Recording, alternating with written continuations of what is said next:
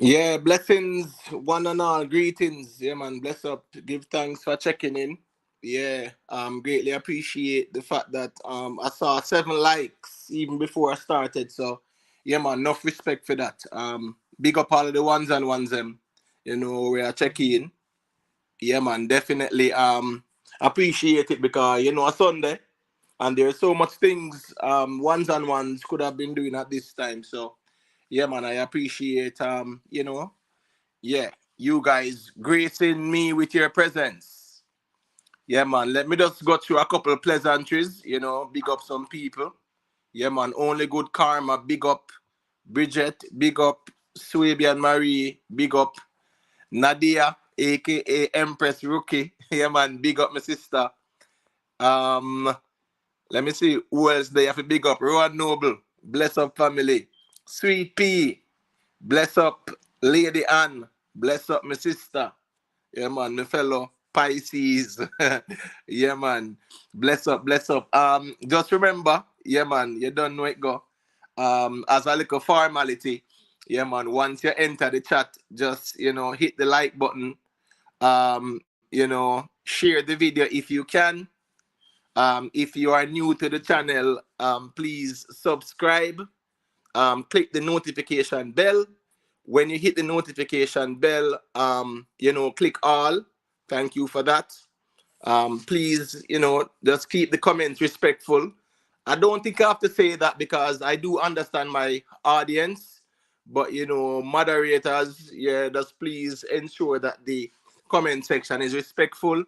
Yeah, just in case, yeah, man, we do have any anomalies, we might come in at the chat and behave a certain way still.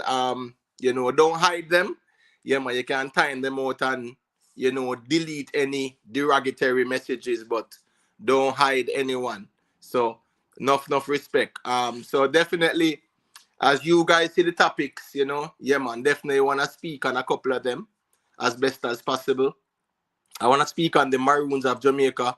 I want to speak about Menelik II, Ethiopia. I also want to speak on, the Mr. Vegas and Wayne Marshall situation.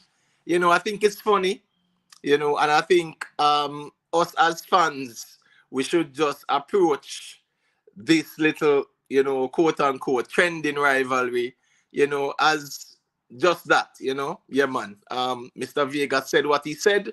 It was not directed to Wayne Marshall in particular. What Mr. Vegas said was directed to pretty much, the quote unquote powers that be or the organizers of these events. When they talk about the order of distinction and the order of Jamaica, things like that. Yeah, man. So Mr. Vegas wasn't specifically speaking about Wayne Marshall not being qualified because the question is not if Wayne Marshall is qualified. The question is, are there any other people who are more deserving of the award ahead of Wayne Marshall? You understand what I said? Because the reality is, the award for significant contribution to music, yeah, man, we know for a fact that there are many other individuals, be it male or female or even groups, that are more deserving of it. So we saw where Wayne Marshall kind of clap back. I find it very funny. You get what I say? Yeah, but Wayne Marshall need to understand, say, the conversation is not about him per se. The conversation is the perceived, the bias in the issuance of the award. You understand me? I say. So I just write this so that kind of this still. Me no really think say me no really think say that's you know yeah, me no really think say that's Mr. Vegas mean any ill, and he made that very clear. He doesn't mean any ill towards Wayne Marshall. But he have to point out, the bias that is evident. And that is as clear as day. That's very conspicuous to see that there is some bias in them giving Wayne Marshall the award there. So, I just think that we the fans have to just laugh it off and enjoy it still, because in a real life, Mr. Vegas and Wayne Marshall not in a nothing, and them not have no problem, Wayne Marshall have a quote unquote happy family, perfect family. Yeah, man. Wayne Marshall well behaved, dropping gospel songs, man, them something there. So, yeah, man. I'm pretty sure other ones and ones who are interested in being awarded the order of distinction, yeah, man, them are go behave themselves as well and try to get a happy family like Wayne Marshall. So, yeah, man, probably Mr. Vegas. Probably Mr. Vegas good line up a happy family, happy wife and happy kids. Yes, at least him can qualify if he get the award. So, yeah, man, Ron Nobleman. Of course, Mr. Vegas have to point out the hypocrisy. So it's not the individual we get the award. It's the system that issues the award and the criteria. Who makes the recommendations? You get what I'm saying? Who submits the recommendations? If say, yo, choose this person and choose that person. And who makes the final decision? Is there a panel, that makes the final decision? Who are these people that decide, all right, out of everybody else in Jamaica, right, who has contributed significantly towards the genre, whether dancehall or reggae or whatever, right? Out of everybody else, and let me just stay on dancehall because Wayne Marshall, right? Out of everybody else, Wayne Marshall was the only one that was quote unquote qualified, right? We saw Marcia Griffiths got it, well deserved, and people will ask the question as to why has it taken so long, for her to be awarded? You were talking about the queen of reggae, Marcia Griffiths. You get what I say? Yeah, man. One of my favorite songs is her Marcia Griffiths and Bob Andy, Young, Gifted and Black. Yeah, man. I think that's a cover version, right? I think it was Nina Simone that did that song, Young, Gifted and Black. Very nice song, man. I love that song, the version that Bob Andy and Marcia Griffiths did. And that is from the 60s, late 60s. You had that Marcia Griffiths and Bob Andy, Young, Gifted and Black, right? So Marcia Griffiths, 50 odd years. Marcia Griffiths in this thing here, right? And she just get that in a 2023. And she is the queen of reggae. So, it says a lot as to who are making the recommendations. Why aren't more of our legends being recognized for their significant contribution to the genre? Yeah, man. So that's the whole conversation. The link is pinned as well. Yeah, man. Ones and ones can feel free to, hit the link because you know how it go. We kind of freestyle off the top of the dome. So we are dealing with some intelligent, intellectual, informative reason. You understand me? I say? Yeah, man. And we definitely want to display some decorum, and some understanding to the reasoning as well. And, I will implore ones and all to really kind of, walk with them emotional intelligence as well. So while we can disagree, we can do it respectfully. Yeah, man, and we can keep it moving. We can definitely share our points of view and our perspective on things, and we can respectfully disagree on things.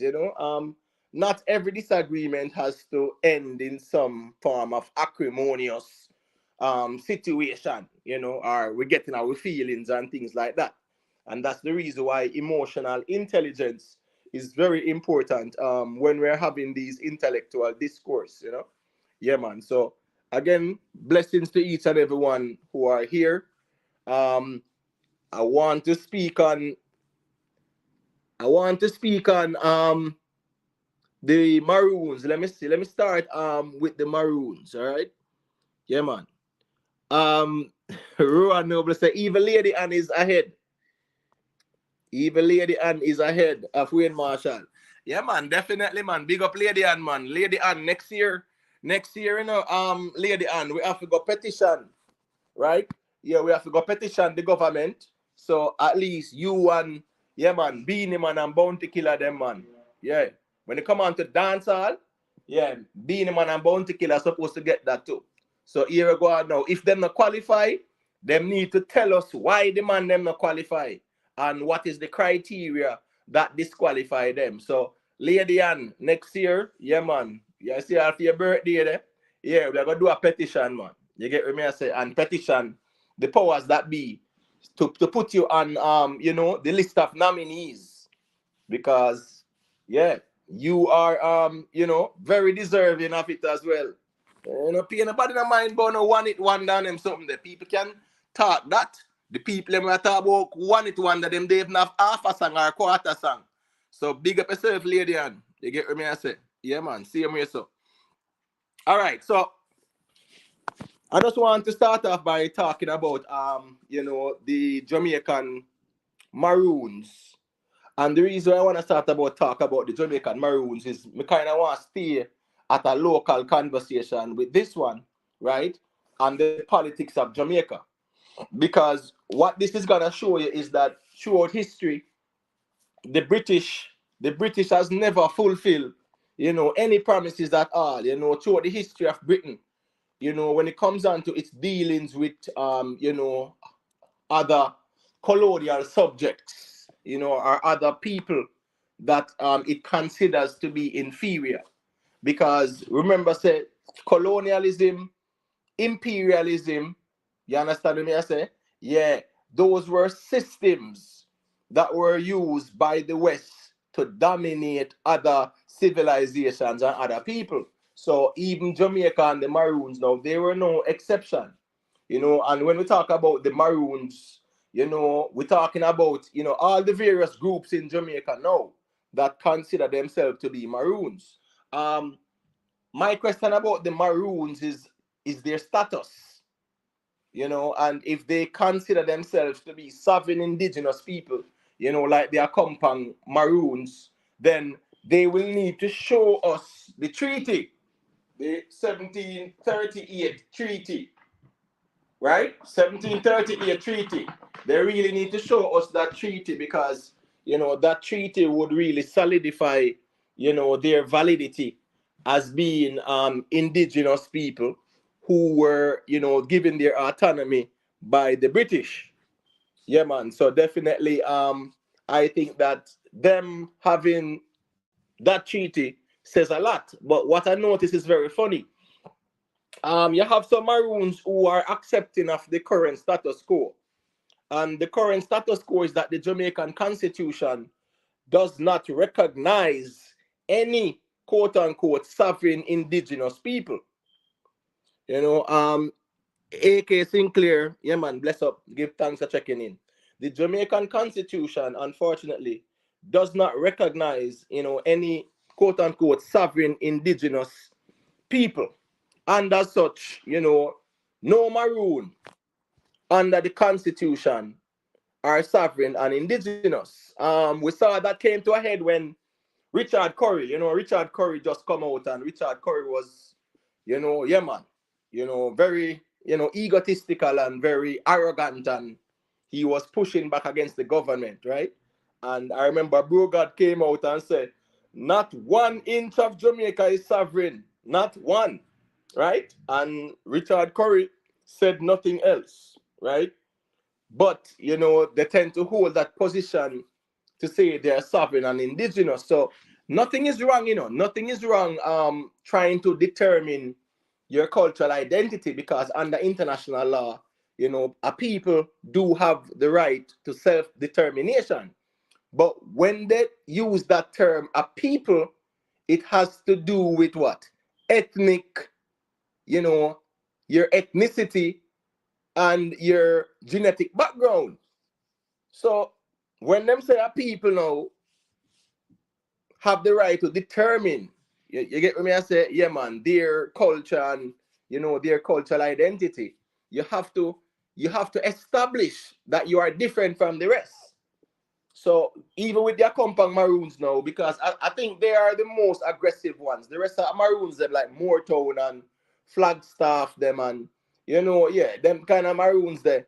Yeah, them kind of Maroons are more receptive to the government. So from time to time, them have, meetings and then get like a funding for environment or whatever cultural things, right? So the reality is that the Accompang Maroons would be considered to be like some rogue or some rebel maroons who say, yeah, them want them freedom. But the reality is that under the Constitution, they are all Jamaican citizens, and all of them, have Jamaican passports. Them have Jamaican birth paper. Them have Jamaican driver's license. So it's not like say them have a maroon passport or a maroon birth paper, or, yeah, a maroon driver's license and things like that. So, in order for you to say that you're an independent nation or independent people, you have to have those things. You have to have your own government. You have to have your own parliament. You have to have your own systems in place. You have your own education system, you have your own healthcare system, you have infrastructure. All of those characteristics are what defines a state. So, when you see them say the state of cockpit country or state of a compound, by definition, they do not meet the criteria of a state. But at the end of the day, that was the thing with Richard Curry is that he was influenced by some Moorish science. Some Moorish science people, man. You get what I say? Brother, get one little Black's Law dictionary and, start read up some Moorish science thing and the Treaty of 17. That treaty between Morocco and the US that was 17, I think it was 1776 or 1777. There and about. Yeah, that's the treaty between America and Morocco. So, yeah, man, the man them where I said them are Moors. Yeah, all Moors are Muslims. All Moors are Muslims. Let me make that very clear. So, to all of the black people them who said they are Moor and them are deal with Moorish sovereignty and Moorish science, yeah, all Moors are Muslim. And when you study the history of the Moors, yeah, man, it will even tie you to the Amazigh Caliphate, right? Um, it can also tie you to the Mamluk. The Mamluks. There were various caliphates in the 8th century, 9th century, 10th century onwards. You get what I'm saying? There are various caliphates who consider themselves to be Moors, and they dominated North Africa. And you have places like Mauritania, Morocco. You have Algeria, you have Tunisia. You get what I'm saying? Yeah, man. Those places in North Africa, you realize that it have a strong Berber population. So the Moors were like considered Berbers. So when you see all you know, Richard Curry, I said boy, yeah man, oh I am a Moor, I am a Moor. Ask him if he's a Berber. You understand what I say? Ask him if he's from North Africa. Because all the Moors are from North Africa. King Asar, yeah man, big up my brother, big up yourself, Yeah man. Give thanks for checking in. Yeah man. So as I was saying, the Moors are from North Africa. That is one. They are Berbers. They are responsible for many various caliphates, and these are Muslim caliphates. You understand what I say? So when you talk about the Jamaican Maroons now and the perception that they are indigenous and sovereign, it goes against who they are in true nature. Because at the end of the day, if they were to check their ethnicity, if they were to check their genetics, check their backgrounds, check their haplogroups, check their genetic markers, right? You will realize that they are connected to West Africa, not North Africa. Yeah, we know. So we come from West Africa, Central Africa, and places, like Ghana, Senegal. You get what I'm saying? The Ivory Coast, even as far as even Mali, because Mali, is in West Africa as well. You have Niger, you have Burkina Faso, you have Guinea. You have those places in West Africa where slaves were taken. But when it come on to Jamaican slaves that were brought over here, predominantly they are from the West African region, predominantly Ghana. Them have the quote unquote Gold Coast and the slave coast and all of that things. So the reality is that when one say he's a maroon, if you ask him to do a DNA test now, to prove that he's a Moor or he's a maroon, then that's a different conversation, because that's gonna make them very uncomfortable. Because the reality is that, you know, Moors are descendants of Berbers, and Moors are from North Africa. So when we saw Richard Curry now, him have on him fez, and him, yeah man, show Black's Law Dictionary, and I say, yeah man, we are Moors and this and that. It was just his right hand man, the plenipotentiary, that was pressing him button, and I teach him some more science foolishness. And you kind of realize, especially in the quote unquote conscious community, there's a lot of more science people, and nothing is wrong with someone wanting to take that position.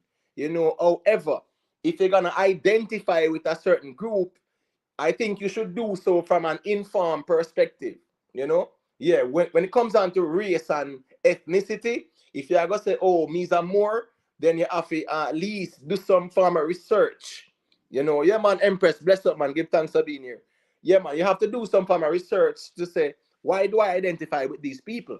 You know, so then say, oh, then they kind of use semantics and say, the word maroon come from more, or vice versa. That is not so. Because as a matter of fact, the term maroon is derogatory. You know, me calling someone a maroon is like me calling a black person in Ethiopia who practices Judaism, who they call the Beta Israel, or me would call them falashas. When I call the people, the indigenous people in Ethiopia, right, who call themselves the Beta Israel, who have been practicing Judaism for thousands of years. As a matter of fact, they can't even trace the origin of Judaism into Ethiopia. If I was supposed to go there and call them falashas, it would be considered derogatory, because the term falasha means wanderer or invaders or whatever. So if you call them falashas, you are pretty much telling them that they are not from the land. And the reason why they were called falashas is because Ethiopia, in like the 4th century, 340, 347 AD, there and about, you know, King Ezana, he converted to Christianity, because there was this bishop from Syria. As a matter of fact, the bishop, he was from Syria, right? His name was Fermentus. He was the one that baptized King Ezana, and as such, Ethiopia became a Christian nation, you know, yeah, at a very early stage. So at the end of the day, them never too like the Hebrews. They were constantly fighting with each other. So as a result of that, now they call them falashas. You get what I'm saying? So they call them like invaders or wanderers or whatever. So back to the whole maroon thing now. The term maroon simply means wild and untamed. You get what I'm saying? Yeah, that's what the term maroon means, you know, wild and untamed. As a matter of fact, the Spanish gave them that term because that was a term that was used for monkeys in a real life. Yeah, the Spanish created that term, maroon, which means wild and untamed, and they refer to cattle, and they refer to monkeys as well. You get what I'm saying? Because the monkeys, when they're feeding the monkeys, they will just throw down the banana, and the monkeys will just appear from nowhere, grab the banana, and disappear back in the woods. So that is where they coined the term maroon. So that is a derogatory term. But again, now, we are not familiar with etymology or the origin of words. So we kind of hear the term maroon, and we just run with it and say, oh, well, okay, that's nice. Yeah, man. You know, so you see, other ones and ones, you know, big up L.A. Lewis, you know, you will see L.A. Lewis say him a sovereign maroon, a maroon emperor. Yeah. Him just hold in position. I respect his position. But you know, at the end of the day, you know, that identity, yeah, it's a bit flawed. Because if you identify as maroon, it means that you are wild and untamed, and you are applying the definition from the Spanish to yourself, when in actuality you are from West Africa. So I just wanna say that about the Maroons. And what really concerns me is that with Jamaica now, you know, I deal with a constitutional reform, right? With Jamaica dealing with constitutional reform, you kind of realize, you know, what is the status of the Maroons in this new constitution? I notice I don't hear much from the Maroon communities in terms of trying to establish that. Definitely trying to establish what their status will be in this new constitution. Because it's a whole heap of backdoor dealings that go on with the new constitution, right? I am proud to say I am a Jamaican. Me not have to talk about me and no Maroon or no Moor or nothing like that, because me know for a fact say genetically and phenotypically, I am from West Africa, You will have some Maroons who will say, are the man them who are deal with the Moorish thing, them will say, oh, we are from Spain and Portugal. We came here with the Spanish. Some will say, oh, we are from Ireland. We were the black people in Ireland. And you will hear all those talking points, but when you ask for sources, it's like a skeptic. Skeptic will say a thing. And then now when you ask him for your source and he knows that he can't present the source, big up skeptic same way still, enough respect. When you ask for the evidence, he will get defensive or whatever. Run Noble, you say Abuna Matthias. What you mean by that when you say Abuna Matthias? Yeah, man, just kind of clarify that, family. But if you're speaking about King Ezana, getting baptized, that was from Fermentus. Yeah, and he was all the way from Syria. So that shows even the connection with Ethiopia and the Christian world, which, down the reasoning, I'm going to expound on that a little bit more. But we just want to kind of stay local a little bit. The link is there. Anyone is free to hit the link, join the panel, ask your questions. If you have anything to share, you can share it. If you have any question and you might be shy, you don't want to join the panel, yeah, man, just drop it in the chat and we can definitely interact. But when it comes down to the Jamaican Maroons, I think it's important for them to establish their status, especially with this new constitution, because technically, Richard Curry has placed himself in a position where he's identifying himself with a group of people that he is not, phenotypically and genetically he is not, right? So with this new constitution coming, how will the Accompang Maroons be recognized? Because the Moortown Maroons and Charlestown Maroons and Flagstaff Maroons, those other Maroons no have no problems to say that they are Jamaicans. I don't see them fighting for no indigenous autonomy. You get what I'm saying? So these people are compatible, being the way they are in the status. They are a people who have a rich history, rich heritage, right? And yeah, man, they are compatible dealing with the government as it relates to protecting their heritage and their cultural identity. But they are not the ones fighting to say, well, we are Moors and we are different and the whole of Uno are slaves and we're better than Uno because we are free people. Richard Curry said some very nasty things towards, black people in Jamaica. And said, boy, because you were criminals, and thieves, that's the reason why they had to return us to the British. So more often know if I know the same people he was a part of. You understand what I say? So this whole Maroon thing is gonna be a problem. Yeah, man. Big up yourself in the Hannibal. Big up yourself, family. Yeah, it's gonna be a problem if it is not established what their status is. But the problem already exists because they cannot prove indigenous sovereignty. And I would be happy to have a dialogue with, any quote unquote Maroon or more. So we can have some clarity further on this matter. How it go. Yeah, man. I'm always open to dialogue and engagements, because me not really reason with feelings. And me not really, carry people in the dark like that. Me kind of like the clarity and, logical explanation and reason. Those are the factors that should determine the substance of an argument. You understand what I say? So, any more, yeah, man, you can feel free to check in or leave a comment. For the ones who are here, as I said before, The link is pinned. You can hit the link, join the panel. For the ones who might be listening, the play forward maybe tonight or tomorrow. Yeah, man. If there's any question, man, just drop a timestamp or just, yeah, man, type in your question and I'll be happy to respond to them because it's all about an engagement.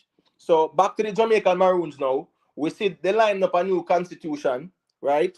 Waiting, waiting, waiting to definitely to say, well, a new Jamaica, new constitution, new Jamaica. But where do the Maroons stand? Blessings, Empress. Blessings. The question is this: why is Richard Curry continue to propagate this information amongst that set of Maroons in Jamaica? Why do they allow it? A lot of it is based on ignorance, right? Because remember, unfortunately, most of the Maroons in a compound town are not that educated, so to speak. You understand what I say? So Okay. when he took over, I think he made a paradigm shift because the previous administrations were comfortable dealing with the government, right? Yes. As Jamaicans. As a matter of fact, the previous colonel, I think he didn't even involve in a politics and them something there. He was even a policeman. You understand what I say? And police Mm-hmm. thing go. Him go swear allegiance to the queen and them things there. So the Yes. previous administration, they were not fighting no more thing, no indigenous sovereignty thing. When he took over now, and him start read couple books, Black Laws Dictionary, and probably start Mm-hmm. him start look for whole heap of, like Dr. Alim Bay them videos and Taj Tariq Bay them, right? Yeah. He must study the Moorish Science Temple of America and Noble Jew Ali's work and stuff like that. Yeah, I saw them get the reason there for say, boy, oh, we are Moors, but the only way But they can be Moors is if they are from North Africa. So if you exactly, ask but him if from North Africa DNA now is a different conversation. and he never done a genotype to see where he's from. No, he's not gonna do it because that's a very uncomfortable and inconvenient truth. Because at the end of the day, if you say that you are Moorish or whatever, you have to prove say you're from North Africa. And you have to prove that you have those genetic markers that is Exactly. synonymous with those haplogroups in North Africa. Exactly.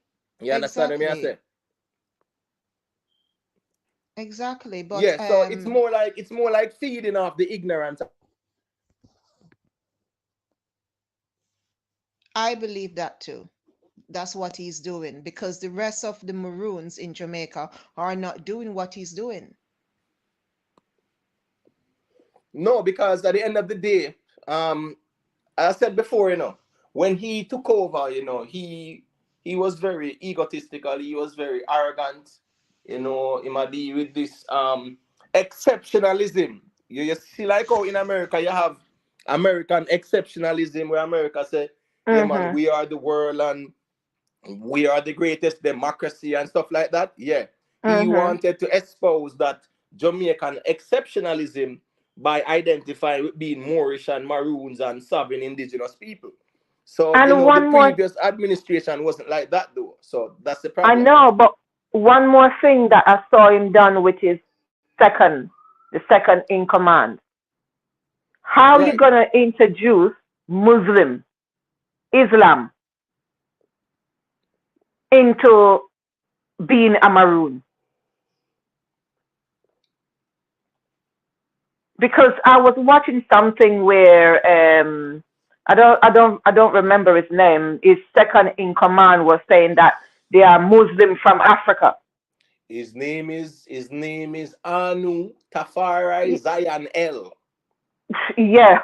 Anu Tafari Zion L. And just like how yesterday with a reason and skeptic that talk about did I talk about Enlil and Enki, and I mentioned Mm, Anu.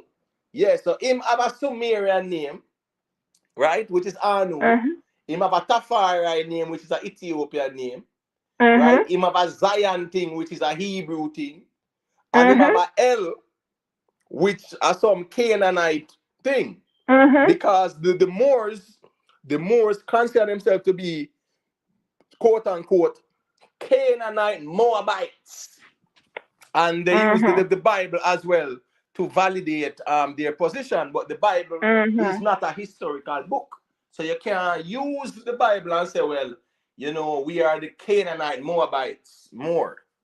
But I Mhm. think he got into Richard Curry head a little bit, with that more science thing. Yeah, Yeah. and that is the reason why we have this problem. 1 minute. I've just seen Annabelle comment.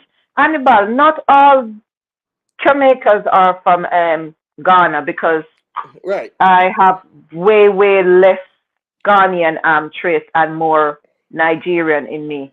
And that's the reason why, whenever I speak, me not perfect, but me try to at least put things into context. And I'm not gonna say, like all black Jamaicans are from Ghana. I would say Mm-mm. majority of Jamaicans are from Ghana, but Majority, yeah. most black people who are in Jamaica are from West Africa. Yes. And it's not Ghana alone, it's West Africa. So You you have understand what I say? Togo, you have You have Benin, you have Togo, you all have them Benin, you have places there. Burkina Faso, you have Mali, Mhm. you have Niger, right? Yeah, you have all those countries. You have the Ivory Coast. You get what I'm saying? You have Mhm. all those countries. So the reality is that, man, not all black Jamaicans are from Ghana, but I mean, most Mhm. of us are from there. But yeah, me Yes, not gonna really say but it but absolute not like that. all. Right? Mhm. Not all at all. But we don't know how Hannibal deal with it sometime too. Me know, Him, me know. him, him I'm tend a to, graduate. yeah, him tend to be extreme, and him just talking in Him absolutes. all him lean and him now come out time late. Right. Him kind of talking in absolutes, but at the end of the day, yeah, most of us are from, Ghana, right? Majority of Jamaicans, Mhm. but yeah, a lot of us are from West Africa as well. Other places in West Africa, not only Yes, Ghana. yes. But anyhow, that was just my 2 cents. I'm going Right. back to sit down. Yeah, man. Blessings, man. Empress, man. Give thanks for checking in One as love. always, still, man. And Yes, appreciate the blessings. support, Yes, man. cool. Yeah, man. If any other ones want to the link, man. The link is there. Just click the link. Ask the questions like what the Empress do. Yeah, man. Nothing wrong with that because bill we are bill and a reason we are reason. So back to the whole maroon reason, there still. With the new constitution, yeah, it's not looking good because the old constitution does not recognize anyone else um, as non-Jamaican citizens living in Jamaica having any degree of autonomy or independence. The constitution does not recognize that.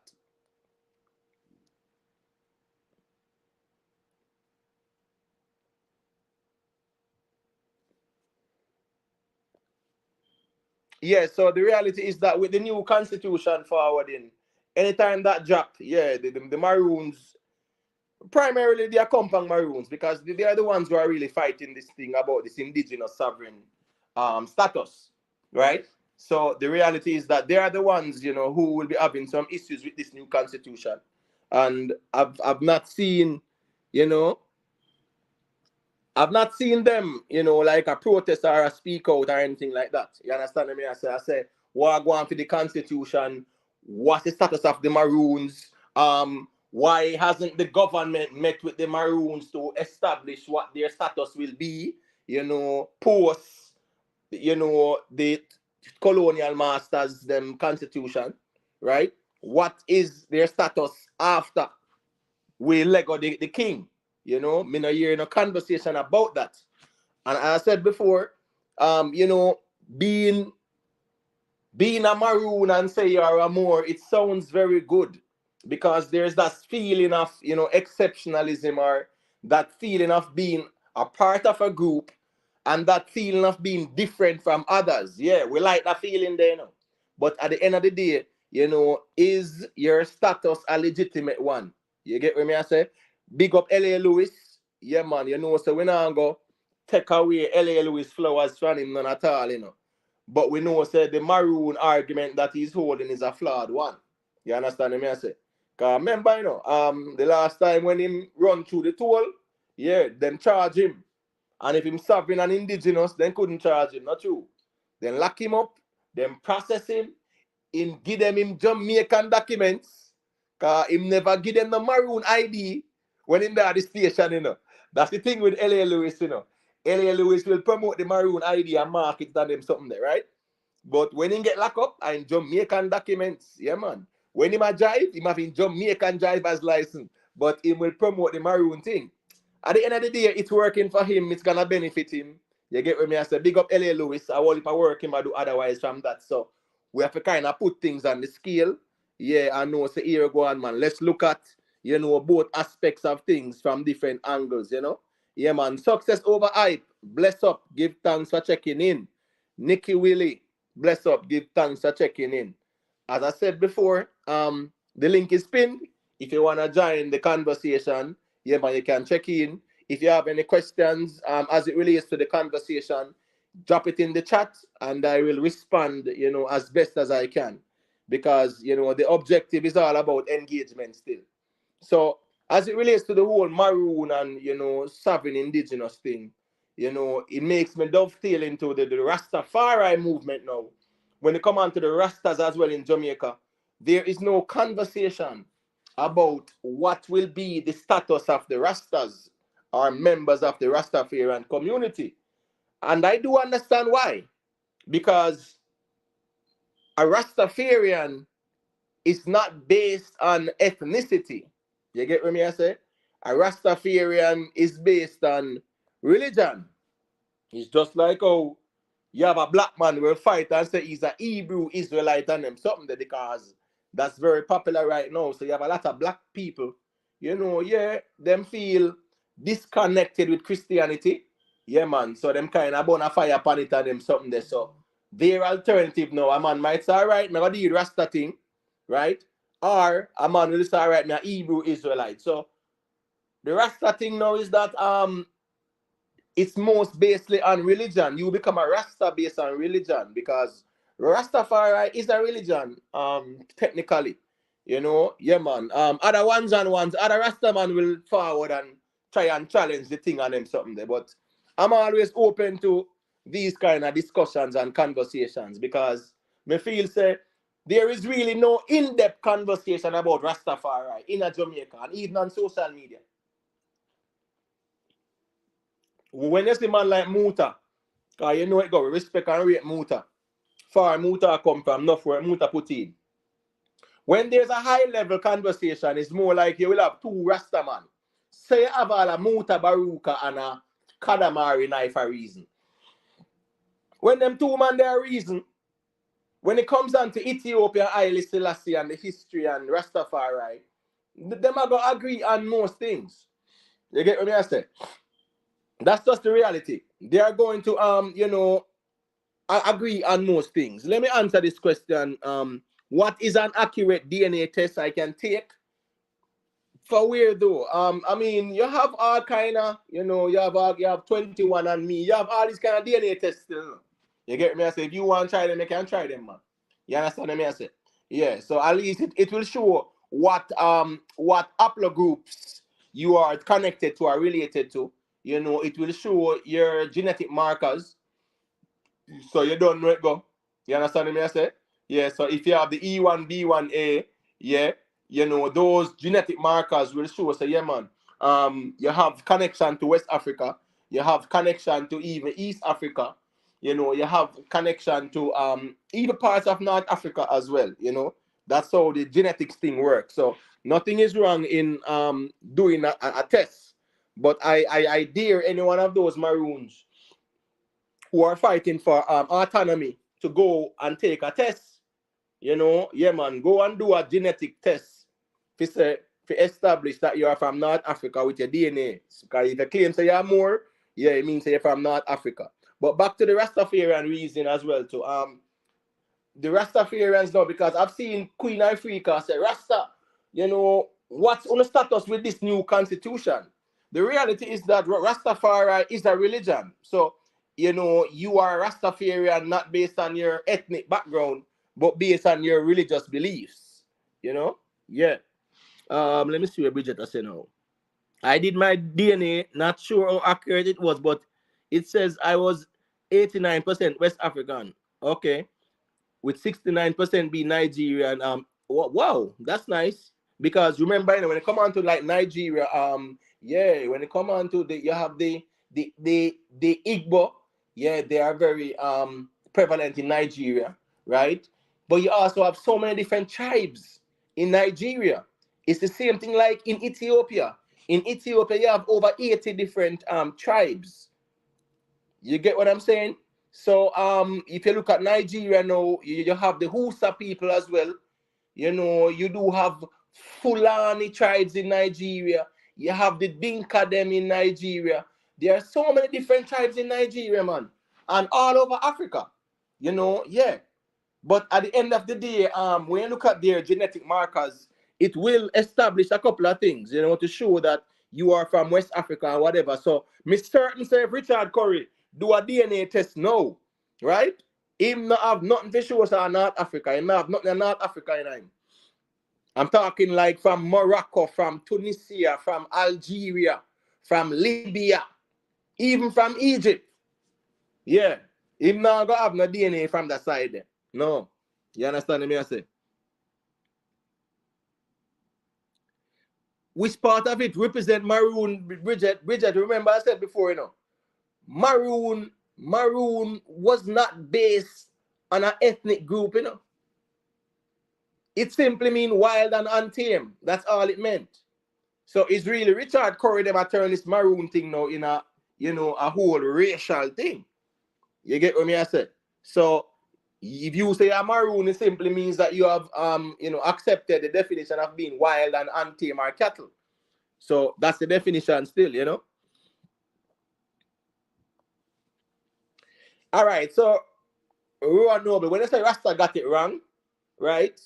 When we put things in perspective, at least we can say, well, here we go on now. At the time when Rastafari, was being formulated in the late 20s and early 30s, yeah, man, the majority of black people couldn't read. They could not read. So that was a problem as well. So that means, here we go on now, there was the need for a savior. There was the need for a messiah. Because during slavery, the Bible alone them allow if you deal with. You understand me I say? Yeah, so the Bible alone them allow if you deal with.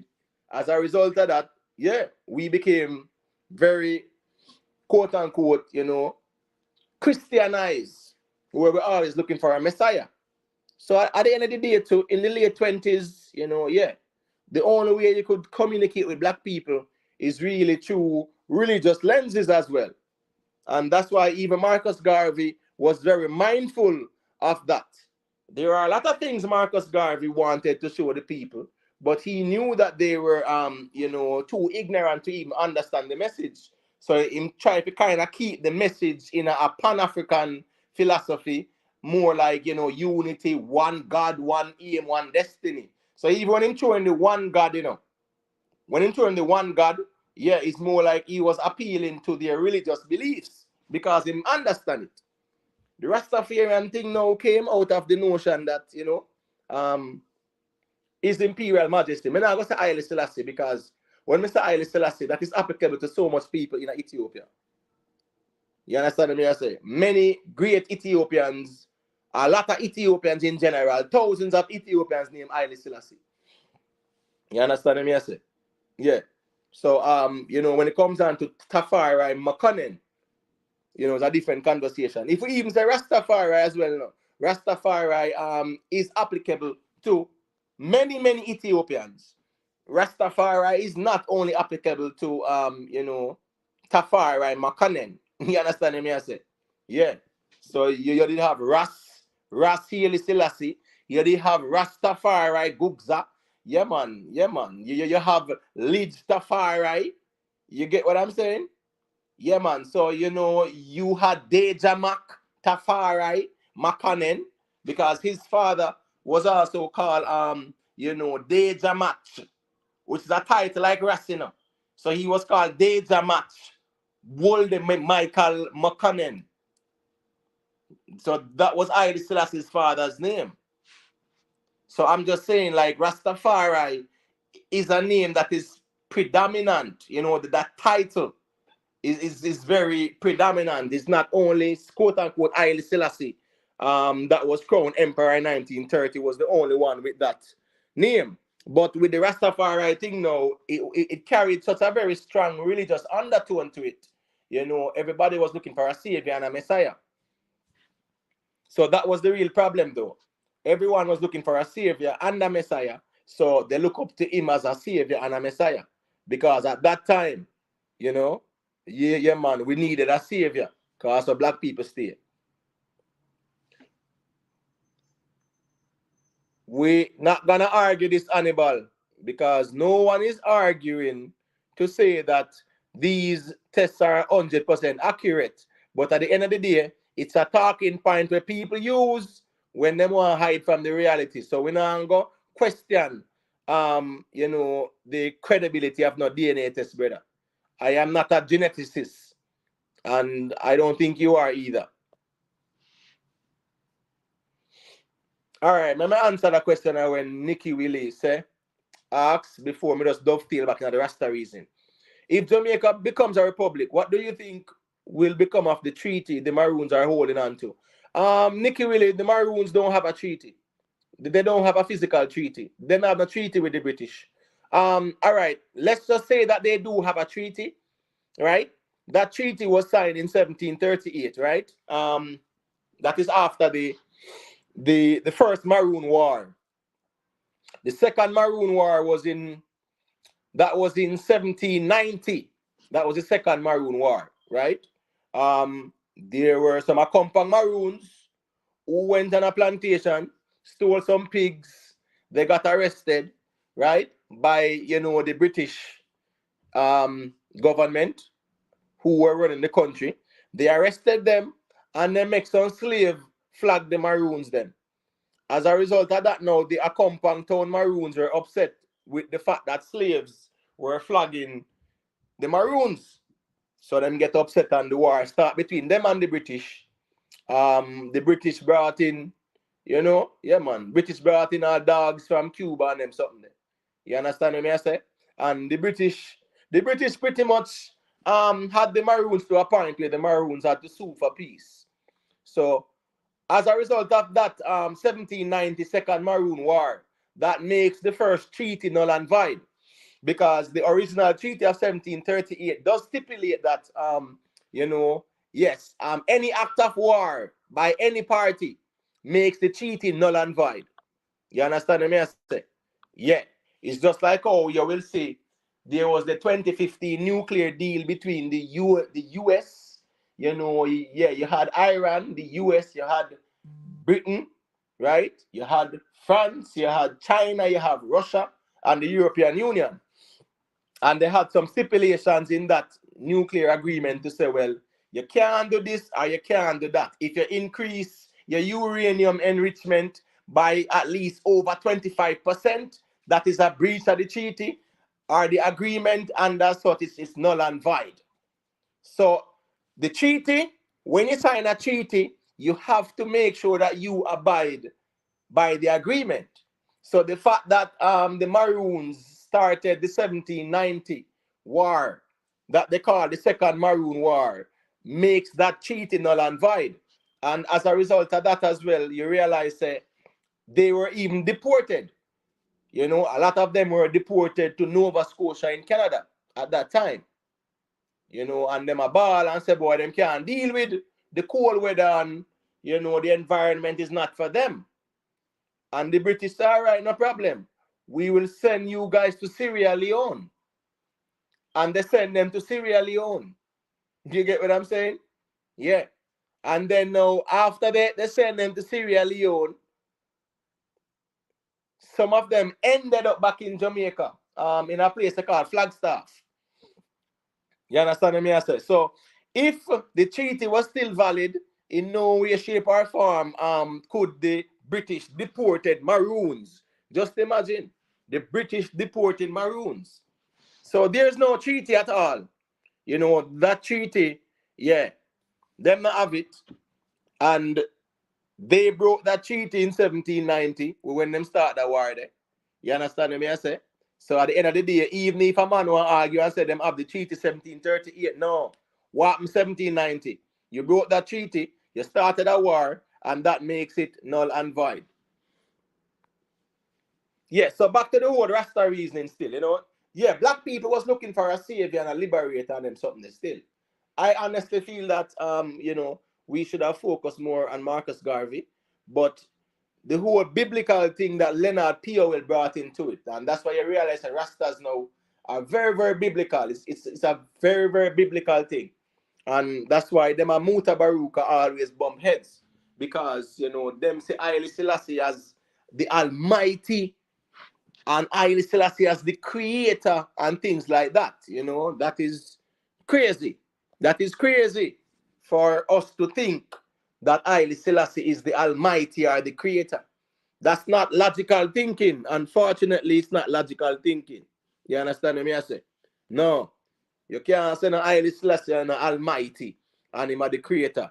Bridget, are you hearing me? Yes, I'm hearing you. Yeah, man. Bless up. Where you going? Bless up. Please tell me I'm not echoing. Yeah, I hear the echo when I speak, but that's fine. I tore it there. So it will work. Watch this now. You can speak. And when me go talk, it just mute. Okay. So my question is regarding Black people needing a savior. What do you think? I know you're not a psychologist. However, what do you think the psychology behind that is? Why do we feel like we need a savior? And not even necessarily a savior, but we do that in all aspects. We feel like we need someone to look up to give us the pat on the back, to give us that attaboy, to give us that. Where do you think that comes from? Do you think that, I'm asking too many questions at once, but do you think that originally our ancestors and beyond, do you think that they had that complex and that is passed down to us in our DNA, or where do you think that comes from? All right. So there's a process, right? There was a time when we looked at nature. You get what I'm saying? And we considered nature to be divine, and we considered nature to be an expression of the universal intelligence. When it came to religion now, what they did, they actually took cosmology, right? And them kind of put mythology and mix up certain things and call it religion.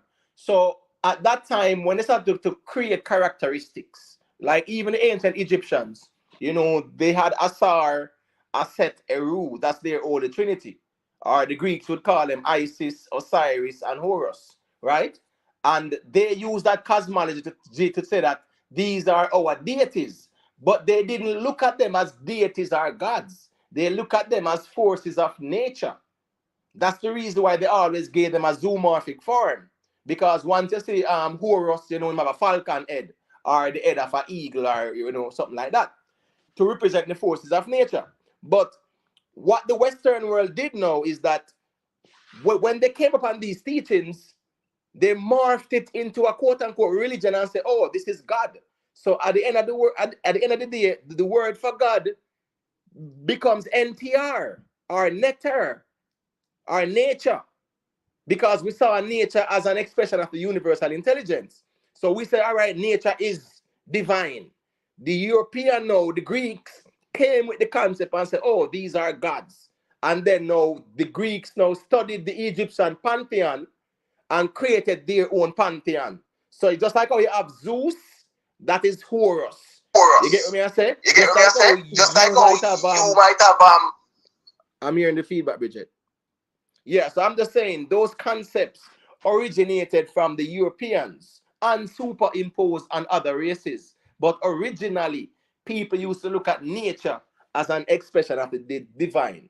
So I just really the Bible, Judaism and Islam that really tells us that we must await a Messiah or look for a coming king.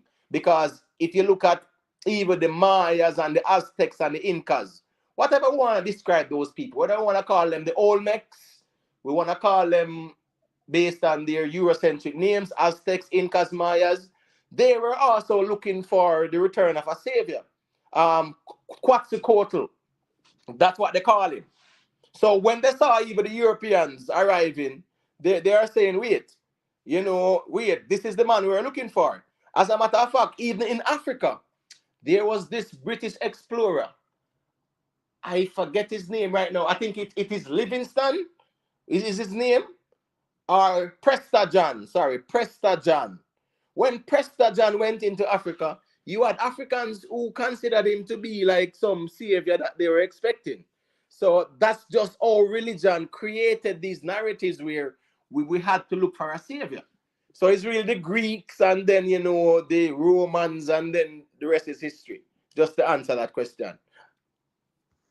Okay, so as a person, I'm sorry, does the other person that's on there want to talk? Yeah, man. Big up yourself in a Suji. Let me hear a Suji. Okay. Bless up, no general. Yeah, man. Give thanks to check in, Yeah, man, man. I find the reason really interesting, so that's why I'm going to listen as usual. And when we're ready for, do like a comment or input, but I love the reason, so, go and put out the information, and then we can. Yeah, man. Talk Gratitude. All right. Yeah, man. So, Bridget, you were saying something? Yes. So I was saying that as a person that was raised the quote end quote Christian, so the God of the Bible, are you saying that God is not factual, actual, is not real, or what? What is your position on the God of the Bible? Okay. Well. No, I'm gonna answer. You. Okay, I was gonna clarify. I guess Jesus, but his father maybe. What is your position on the God of the Bible? Well, let's start there. Okay, all right. First thing first. Whenever people say the God of the Bible, that is where they start off wrong, because there were actually 72 names. There were 72 names for God in the Bible. And this is something where anyone can research. In Christianity, there's 72 names for God, right? Right. Some say, Elohim, like Elohim, El Shaddai, Yahweh, Jehovah. You have Emmanuel. You have El Shaddai, and we can go on and on. I just say that to say this. There's also El, right? I say that to say this though. If we're gonna go to etymology from a biblical perspective, then we're gonna go to Genesis, right? And the creation of Adam and Eve. Now, the first thing we have to establish when it comes down to a biblical conversation is that these things in the Bible are allegorical. They are not literal. It never literally happened per se, right? What the authors did, who were the Hellenistic Greeks, right? These were the people that compiled the Bible. Because remember, before there was a King James, there was a Saint Jerome, the Latin Vulgate, right? Saint Jerome was the first to translate the Latin Vulgate.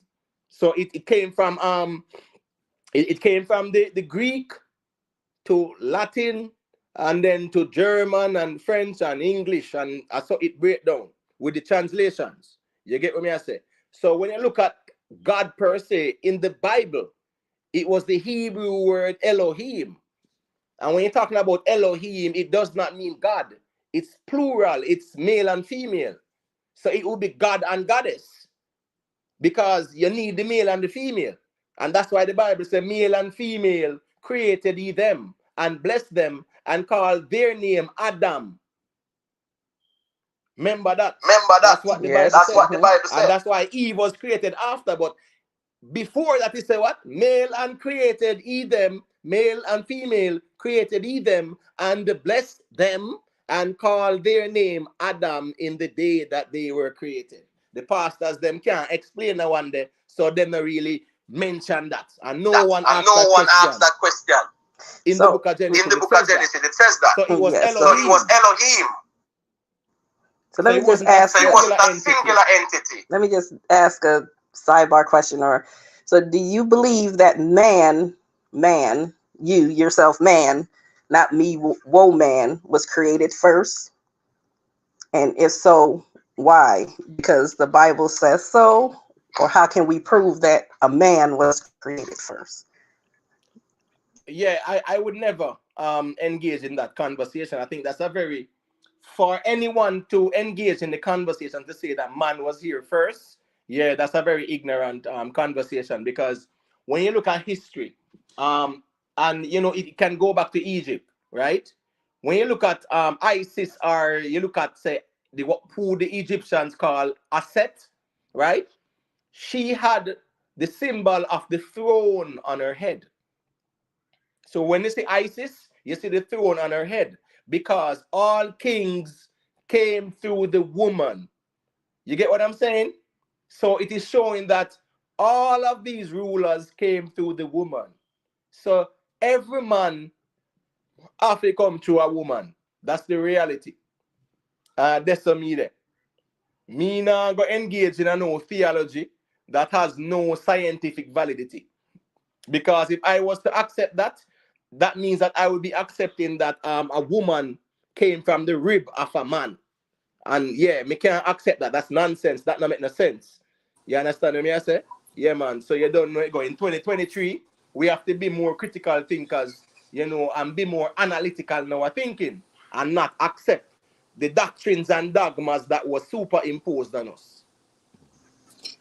All right, I may I have respect. a All right, few man. May I have a few Oh, I'm sorry. I was comments just where saying I comments respect where your explanation and thank you Right. for that. Mhm. Yeah, um man. Bless up. Yeah, yeah go man, through, so Toji. yeah, we want to say a lot of respect to the lot of respect to what's your name, uh Bridget. the nice lady we just has Yeah, Bridget. man. Bridget. Yeah. It's Bridget. Now there's a couple of things where, yeah, respect to her.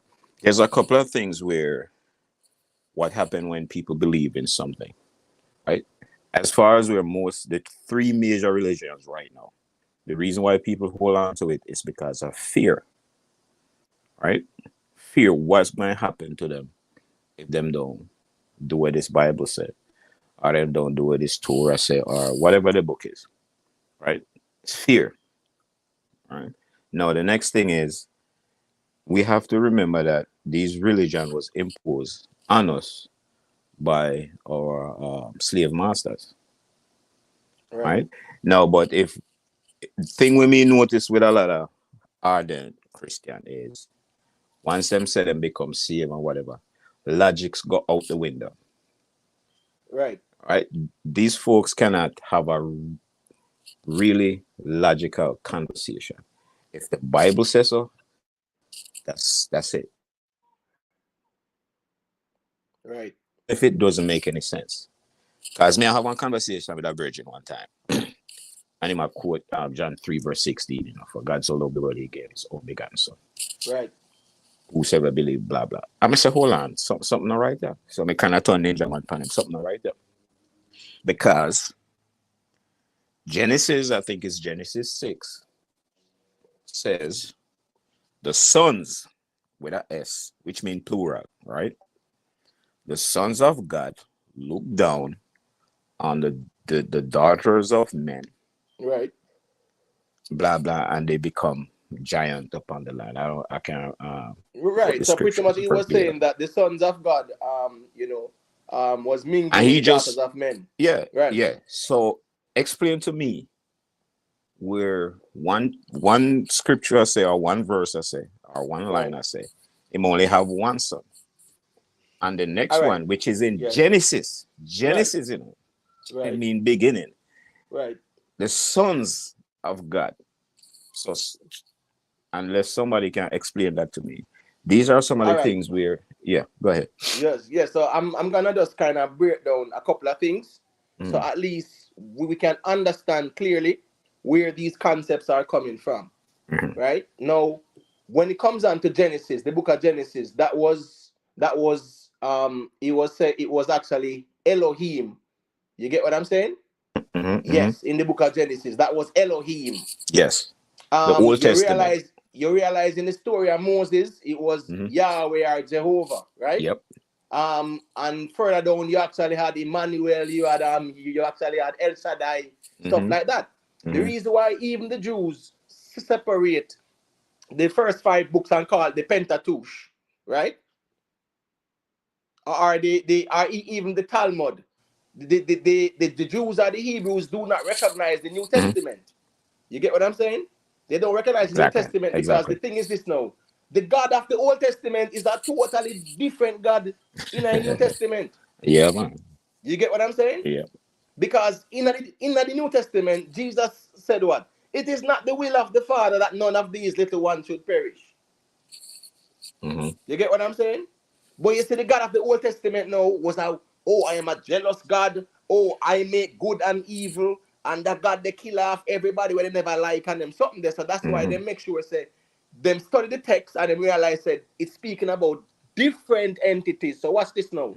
When John 3 verse 16 says, for God so loved the world that he gave his only begotten son. The question is, who is the only begotten son? Or what is the only begotten son? Or which God them at about at that point. So what's this now?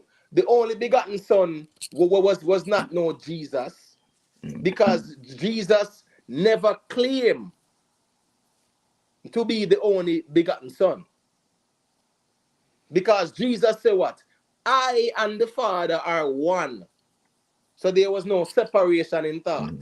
You get what Which that in itself don't even make any sense to a logical thinker. It don't even make any sense. But it's because this deity or this whatever they want to call it, right, supposed to be so supreme. Everything is possible, because we hear that in church growing up, like with God, everything is possible, this, that, and the other. And it just, the more we read, the more we research, the more we listen to other ones and ones. And I must big up Brother Muta Baruka, because, you know, even though I may not agree with some of the stuff that he believes in, but, you know, you just take what you want and what you don't want, I just say go. All right, so Soji, what's this, you know, right? You see, when you come onto the Bible, and that's why we can even tie it into the whole Rastafarian reasoning, because it's the same.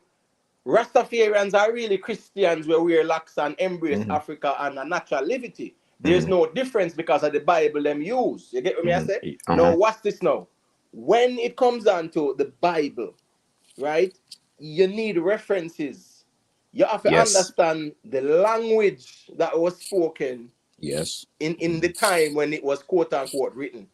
You have to understand words and their etymological meaning.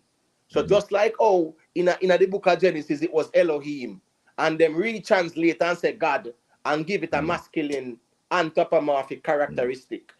In the book of Genesis, when it comes down to the Hebrew, it actually denotes male and female. The male and female aspect of the divine. So they really water it down and give it a human characteristics. You get what I say? So when even a Jesus or a John 3 verse 16, people will say that is referring to Jesus. No, John 3 verse 16 was never in reference to Jesus at all, because Jesus always saw himself as being one with the Father. So there was no separation. He said, I and the Father are one. And he spoke about the Father in me, the Father in me. When you speak to some of these so-called learned reverends and preachers and pastors, them even go as far as I tell you, say Jehovah are the translation for Jesus. I'm like, what? Yeah, and that is where they're gonna be very silly. And that's the reason why, you know, like a man like me, Soji, them afraid of me like puss, them not really engage me like that. So me always remember when I think I follow up on Rick Storm or Mr. Vegas channel one at a time. I always remember this reasoning when we down in our spot and we have to touch the road. We have our chaplain. I say prayer, and this line where him always always stuck with me to this day. You know, say you know, if we have to pull the trigger, make sure the bullet is true and righteous. I could have never understand that. Right. Never, I could never understand. Yeah, but it's based on a theology though. That's the thing, you know. I'm a chaplain, right? So you know, him go at the theological seminary and him practice that. But when it comes down to a biblical reasoning now, and as you refer to the book of Genesis, where they talk about the sons of God, right? They're talking about Nephilims at that time. You get what I say? So that sons of God mentioned in Genesis could not be the same in John 3 verse 16. You get what I'm saying? Yeah, so you know, you can't really tie it in like that because, again, no, them people don't understand, say, the stories in the book of Genesis came from the Babylonians and the Sumerians. You get So what when I I say? say no, all these people will go theological college. Don't know this or them know, but them just stick with the old tradition No, teach. I don't know. you have some of them don't know. Some Okay. of them don't know. When it comes down to Jesus, right? And you make them know, so here we go on now. Jesus was never historical. And they're gonna say, oh yes, Jesus was historical. And you ask them, all right, so give me one primary source that validates that Jesus was historical, or give me one attestation. When you ask for a attestation, you are saying, all right, tell me someone who was alive historically within that time when Jesus was there, or give me a primary source or a contemporary, right? And they will say, okay, Josephus, because the scholars, you see the scholars them who do them PhD in a religious studies and them something there, yeah. Them are gonna say, oh, Josephus was considered a contemporary because he mentioned Jesus in 70 AD, whatever. He's from 70 AD because he was the one who wrote about the Maccabean revolt, you know, and the fall of the temple, the destruction of the temple in 70 AD as well. And you know, it's enough man talk about the Maccabee Bible. And that's where they get that from, the Maccabean revolt. And because we're ignorant, we talk about Maccabee Bible and we're afraid of it and whatever. And it was all about a Maccabean revolt that took place in 70 AD. So people will say, all right, Josephus, you know, he was a Jewish historian. He was one of the most recognized Jewish historian, Flavius Josephus, right? So they will say he wrote about Jesus. But when you look at it, he wrote one line about a Messiah. He never write about a Jesus. And when it comes to a the Messiah, word Messiah, no, it can go to anyone. It is a exactly. title to anyone. Exactly. But when he wrote that, because he wrote about the Messiah now, he wrote one line, one line out of all his writings, one line about a Messiah. The Christians found it very convenient to say he was referring to Jesus. No, there is no historical or archaeological evidence to substantiate the existence of a Jesus. And we know that it is Greek mythology as well, because when it comes down to biblical stories, it's Greek mythology. People does not understand them things there because nobody never teach them that. The pastors they go to the theological seminaries and they are trained how to share the quote unquote gospel because there is a methodology to keep the people controlled. So a man have to go a college for that. And because when he come out and get a doctorate beside the name, and we hear the pastor name Dr. Rev, Dr. Small, we hear the term the doctorate beside it because he got that doctorate at a theological seminary. Yeah, man, we eulogize him and we say, yeah, he is God and he is divine and a God sent him and things like that in a real life. So I'm just saying, when it comes down to John 3 verse 16 and Genesis chapter 6 talking about the sons of God mingling with the daughters of men and they became Nephilim or giants. No, it's two different things. And it's two different stories. Because one of them is Babylonian. That's why they spoke about the Tower of Babel. Right after that was the Tower of Babel. Go ahead.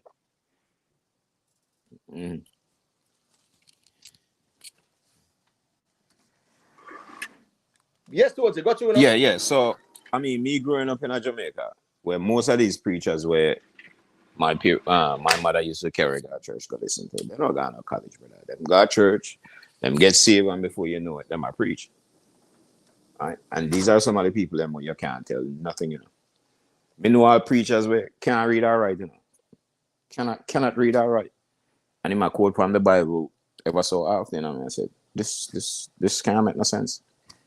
Yeah, that's part of the problem. problem. You're going to have to depend. The Jamaican culture. Yeah. Sorry for cut you. Exactly. It's part of the Jamaican culture where you don't need no qualifications to preach or become a pastor, quote unquote, a minister of the gospel. You get what I say? So anybody at all, you could have illiterate from now till the morning and you are telling me about Jesus and God and Jehovah and all them something. So that's the problem. There is no set criteria to say when one is qualified to preach the gospel.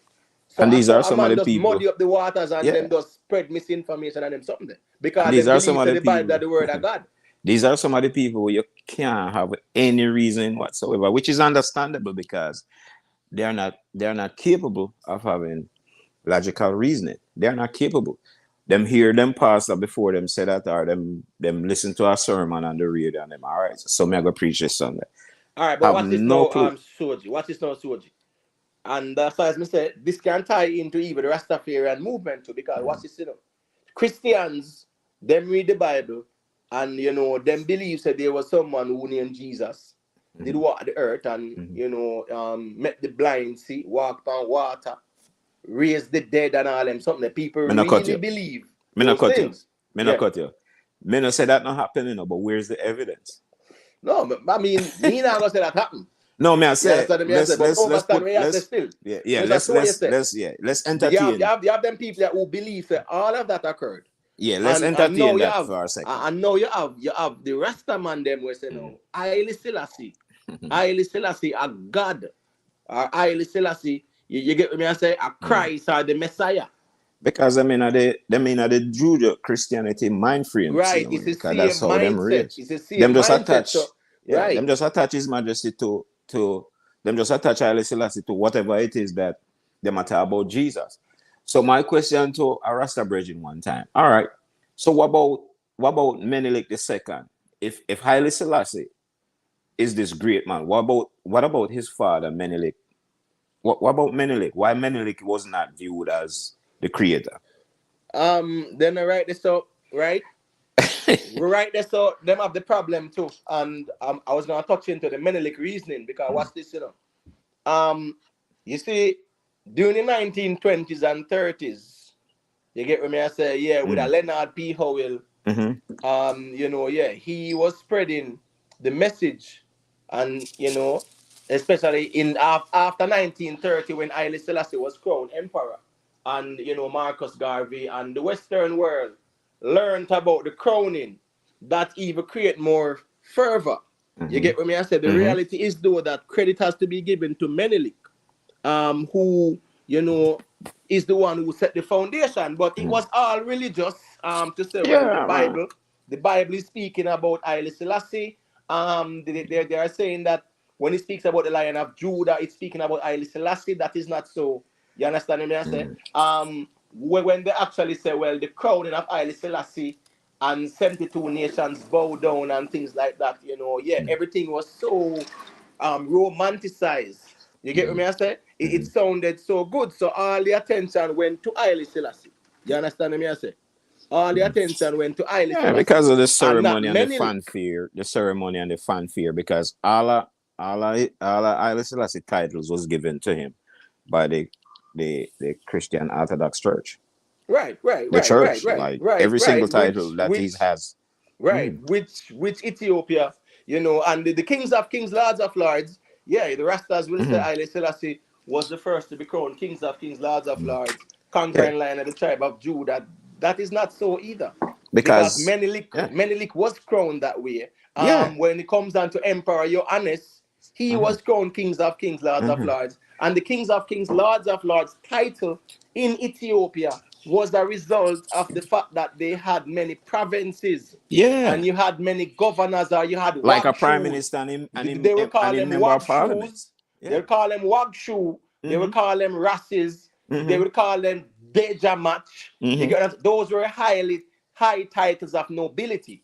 You get what I'm saying? So the kings of kings, lords of lords was given to the emperor because he ruled over places that had kings that's the custom. As well. That's the custom. Yes, and just like a Wagshum was like a lord as well. And they were the Negus as well, who were the kings. So even in the time of a Menelik, or even the time of Emperor Johannes, right? That's the time of say 1867. Right? 1867, 1874, 75. Right? That time you had Emperor Johannes. You get what I'm saying? So one question he was ruling over Ethiopia. But Menelik was king of Shiwa as well.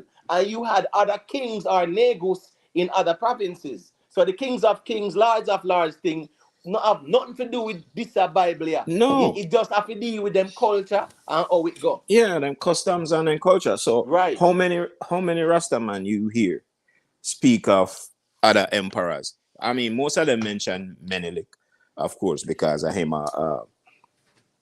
Haile Selassie father.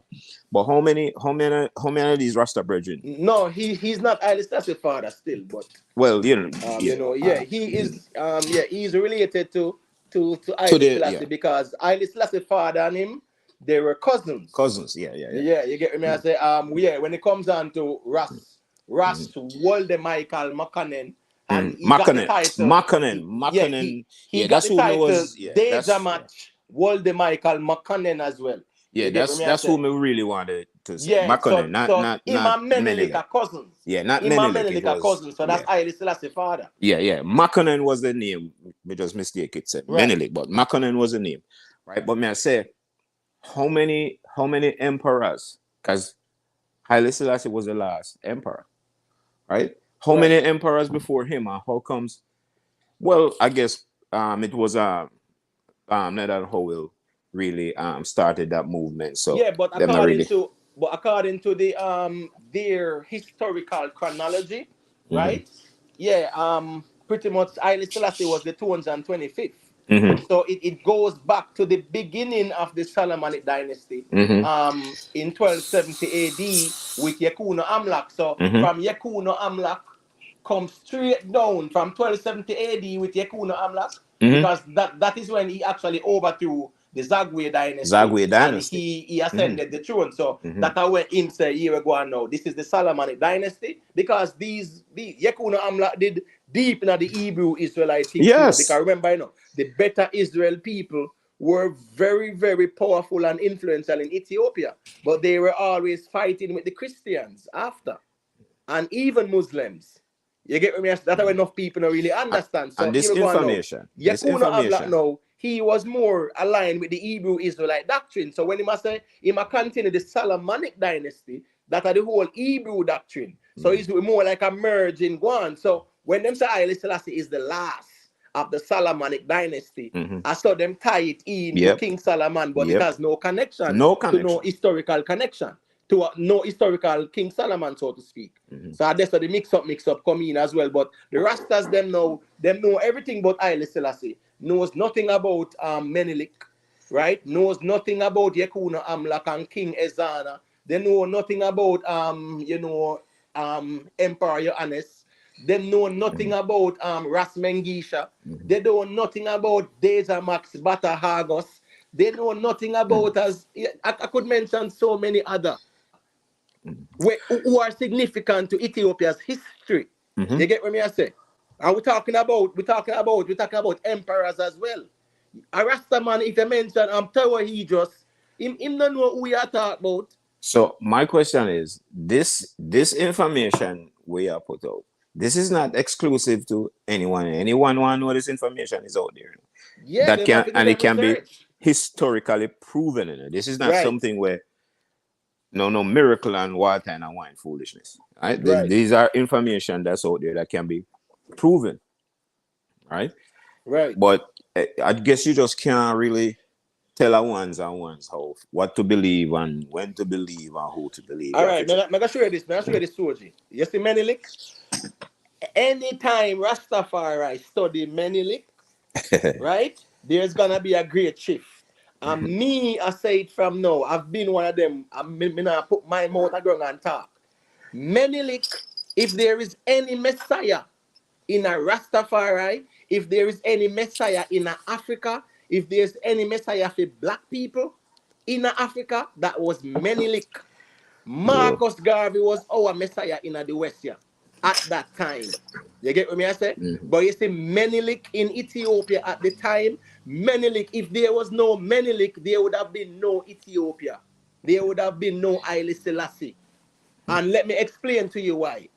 When the Italians, right, prior to the battle of Adwa in 1896, right, the Italians were actually giving the provinces in Ethiopia that were against Menelik. There were Muslim provinces in Ethiopia, but them have to give adherence to Menelik, became the emperor, Yes. right? Kings The of kings. Italians went in, they started to arm these Muslims provinces, like the Wallop. And that's the reason why they speak about the Wallop famine. Haile Selassie didn't care much about the Wallop people, and because they have always been Muslims. You get what I say? When it comes down to the Oromo, they are in the Afar region. The Afar region was always dominated by the Muslims as well. So watch this now, The Italians started to fund these Muslim provinces so they could take up arms against Menelik, right? That is where they tried to create that division. So when you realize that Menelik had to even, take them out of power and put in some new man and say, you is now the Ras, you is now the Negus over there, or the governor or whatever. You get what I say? So when it come on to Menelik now, right? He had to fight to save Ethiopia. Because what's this? The Italians were planning on putting a different family line on the throne. The same way when they invaded in 1936, right? They actually put King Victor Emmanuel of Italy as emperor of Ethiopia on the throne. And he was on the throne for 5 years.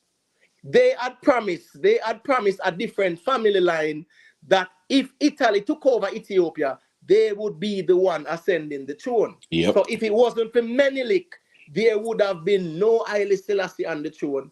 And as a matter of fact, Menelik had to fight for the throne as well in Ethiopia.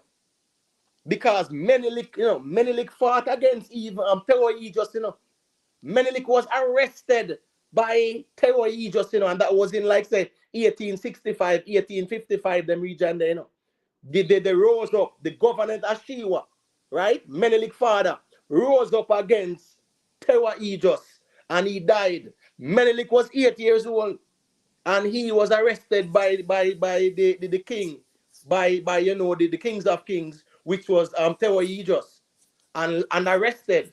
But based on them customs, once you are in captivity, if you're a king, you have to get king treatment. If you are royalty, you have to get royalty treatment. So their custom was also significant where the world can look at it. And they did the same thing to the Italians when they were prisoners of war too. The generals in the Italian military were treated like they were negocios because it is their customs. But Menelik was the one who saved Ethiopia from the Italians by defeating them at the Battle of Adwa in 1896. So if there was no Menelik, there would have been no Ethiopia. Trust me. Yes. So it go back to one of the questions, if me ever get a chance to reason with, like, Bridget Motor. These are some of the questions, but when one's really hold on pan what them hold on pan, the reason probably don't even make any sense. You understand? Because every most Rastaman, not most Rastaman, that's probably not a not a correct way to put it. Right. No. Miss one of the what you call it, either said a branch of Rastafarism, like Nyabingi. Most Rastaman don't know who Nyabingi is, Right. Well, me say most, but me talk to Rastaman and them don't know who Nyabingi is, Because this if you go on Nyabingi chant, majority of people did it. Majority of ones did it, cause me got it. Majority of ones did it, a male, and Nyabingi was a woman, very great warrior. Right. From Rwanda, and I think Rwanda, right? Right. We defeat the British. The British, right. So when we talk about Nyabingi, and then when we talk about Rastafari have this patriotic mindset towards whatever them are preaching, and them no know said throughout the African history and culture is the female, in our layman's terms, run things. Most tribe, most Yeah, so And the female run things. so there was always like a matrilineal system, and Yes. this was no different in Ethiopia as well. Because remember, right, when Menelik died, um, what was it, 1907, Lalibela? You can correct me, please. Menelik died what, 1907? Is Lalibela there? All right. Long story short, Menelik died, I think, between 1907 or 1913, there and about. Right? So watch this now. Yeah, Um, when Menelik died, yeah, when Menelik died, it was his daughter that became Empress, Zardito. She became Empress. So it goes to show that, females did rule as well, and there were previous rulers of Ethiopia. People can mention Gudit or Queen Judith, stuff like that. So there was always a matrilineal system, whereas the male and the female can rule. And remember, say, even after 1913, when there was Lidyasu and Zardito as co-regents as well. And when they got rid of Lidyasu and, Haile Selassie and Zardito were co-regents in 1916, 1917, until his coronation in 1930, as a result of the death of Zardito. So hadn't Zardito died, Haile Selassie would not have been crowned. You get what I'm saying? So I'm just saying, the story behind the death of Zardito, though, because the story is that Haile Selassie was responsible for that. Yes, it is said. It is said that the way her situation was handled, and stuff like that, and the way Lydia Sue was handled. But Lalibela, he's a very educated brother when it comes down to Ethiopia as well. So yeah, man, we just go pass the mic to him. Yes, man. And make him just add to the build. Yep. Greetings, one and all, see? Bless. Yeah, I guess we never hear me earlier still. But yeah, man, Menelik passed away 1913. Right. Real talk. And Right. so to answer still, yeah, man, there was this reasoning that Haile Selassie had something to do with her demise. And that already it got hard to substantiate. But even to what me Imhotep talked about earlier, as far as when Menelik II got arrested and so forth. I just saw it go in a royal families, right? There's a crazy rivalry where, one person ascension to the throne is a threat to everybody else. Yep. So there is always this game as far as trying to eliminate any potential, competition and so forth. But as well, and Imhotep says still, yeah, man, per the Kebra and so forth, right? Menelik I would have been the first male ruler of Ethiopia. Before that, it would have all been women. All women. All women and so forth. So real talk, matriarchal thing was what ruled Ethiopia before, the whole idea of Jews from Menelik I come true in Ethiopia and so forth. So a real talk. And, Haile Selassie always talked to the first king of Ethiopia being Ori. The first king of Ethiopia being who? Lalibela? Look like him. Yeah, we hear you know. Yeah. We lost a couple seconds, but yeah, man, continue. Yeah, so my brother named Ori, where Haile Selassie point to as the first king of Ethiopia. Our brother reigned 4,400 and yada yada before the Common Era. Seeing? Clearly, these things were never, it's going to be hard to substantiate these things. And I point to the varying dynasties and so forth. But even Mutabaruka talk about that. And as far as Soju said about Rastafari, you see the contemporary Rastafari, them not really know about scholarship. So they wouldn't know about Nyabingi. They wouldn't know a lot of these things. But you see, in the 70s, it's when Baba and the man that come forward. Those ones would have known a lot, seeing, because they were also engaging with ones who went to Ethiopia. I just in the 90s, the man them lose them scholarship still. You know, what they've mostly been doing is regurgitating what they've heard before. And unfortunately, there isn't any substance behind their reasoning. You know what I mean? Most Rastaman understand what even going on in Africa. Seeing? Right. Most and it's an unfortunate thing, but most Rastafari don't understand what going on in Africa. Well, But that's to me, you know, sorry, my general. To me, you know, it's just like we growing up, like me growing up in a Christian home, mother carry go church and whatever. The doctrine been hammering in our heads day in day out or every Sunday, right? It's the same thing with Rasta, because a lot of Rastafari reasoning when me sit down and listen to it don't make no sense to me whatsoever. But yet them hang on to it, and I'm like, and you try to break it down, like, hey, this don't make any sense, you know. It don't make any sense.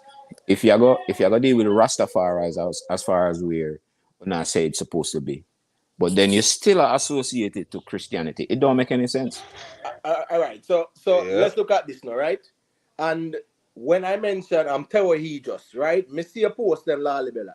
I'm me really appreciate the fact say you could have just drop the sources them in at the chat quick and fast, so the button don't feel like say when me I talk about even he just and the time period, the 1855 them region there, like say I make up things. You get what me I say? And he was very significant to Ethiopian history as well. But his biggest mistake was when he arrested the British and all the Europeans in Ethiopia, because the Queen Victoria didn't respond to his letter in a prompt manner. And that led to the British sending an expedition force and defeat him. You understand me I say? And that's how he died by suicide. Yeah, man. And that is how Emperor Johannes now. You don't know you got to fight for the throne, but there were always many ruling dynasties though in Ethiopia. So this is what me talk about, right? Lalibela was able to put forth this information, yeah. But yet you have people still hang on to the nonsense where we hear every day. I don't get it. You know, say for example, with Rastafari being as fragmented as it is, most of the Rastaman them out in Jamaica really were subscribed to some, I guess you could almost call it phallic thing. Can you see, learning Rastafari now would I really, to the extent that I learned Rastafari here, Kadamawi Haile Selassie, it's out of Pan-Africanism, seeing? Because at the end of the day, the emperor, just like the emperor before Menelik, represented Pan-Africanism. And to the extent that Ethiopia has any relevance in Africa is by way of Pan-Africanism also. So Haile Selassie, when Haile Selassie came to Jamaica, him clearly tell the man him say, your brother. Really work. There's an echo. That gone? Sorry, I was going to ask a question, but go ahead. I'm sorry. Sure, one moment. Yeah, Haile Selassie really came to Jamaica and said, Virgin, it's all nice and thoughtful of you, but I really work with what Una work with. See? And this is why he saw the need to get the Ethiopian church in the east, in the west. See, in the one church in Trinidad, the one in Jamaica, one in Brooklyn, because he didn't want these men to be worshiping him. See?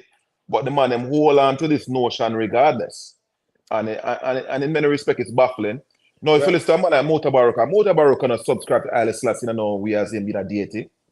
No, he doesn't. No kind of way. Mota Baruka reason a proper philosophical reason as it relates to Haile Selassie. And it is in line with the whole idea that Ethiopia and this man and the man before him represented certain things for the black world. See? Yeah, but again now to Lalibela, and I'm gonna pass the mic to Bridget because she said she wanted to ask a question. Yeah. Probably all you really want to ask, right? With Mota Baruka still, respectfully, like a Mota Baruka, right? Yeah, he's a brilliant mind. Kadamari Knife, right? Yeah, he's a brilliant mind, right? There is a person named Deja Max Kwesi as well. Him is a brother can reason. You have enough other ones out there who are brilliant minds, but what we realize as well too, there are aspects of Haile Selassie that is romanticized. So here go on now. Them not really take an objective position on certain things. You get what I say? I would agree with just you. like the Walla famine, right? And that's the famine that actually led to his downfall. Because they were Muslims, they never really cared that much. Because throughout the history of Ethiopia, right, Christians had never liked Muslims like that. They were always fighting each other the same way all the Christians and the Hebrew Israelites or the Jews were always fighting in Ethiopia. It's either and they were forced conversion. So that famine, him used the Christian bias there as well against the Walla people because them are deal with Islam. And it was devastating to even his reign. You get what I say?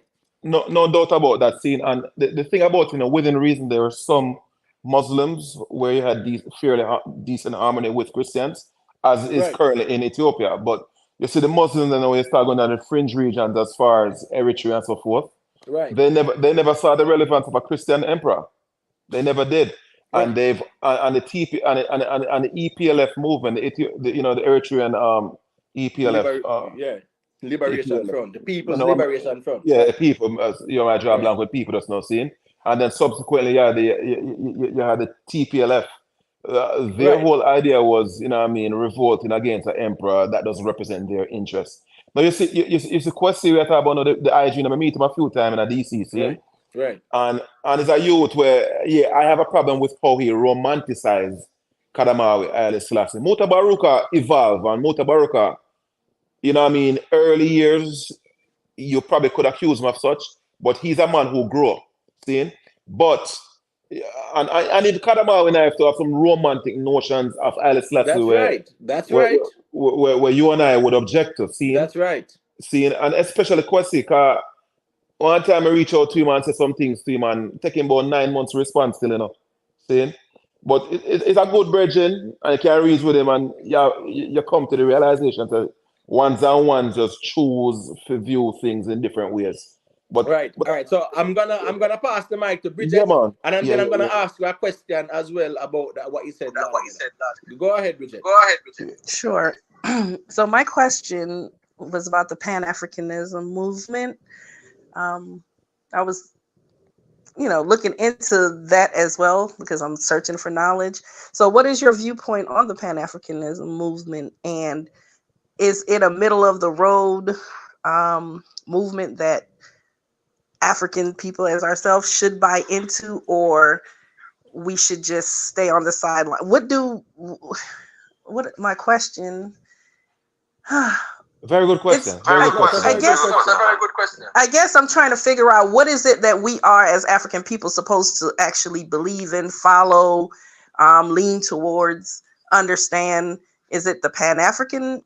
Is it Islam? Is it Christianity? Well, no, it's not Christianity. All right. So that Pan-African question, that's a good question. So I'm gonna let Lalibela give his perspective, and then I'll respond as well.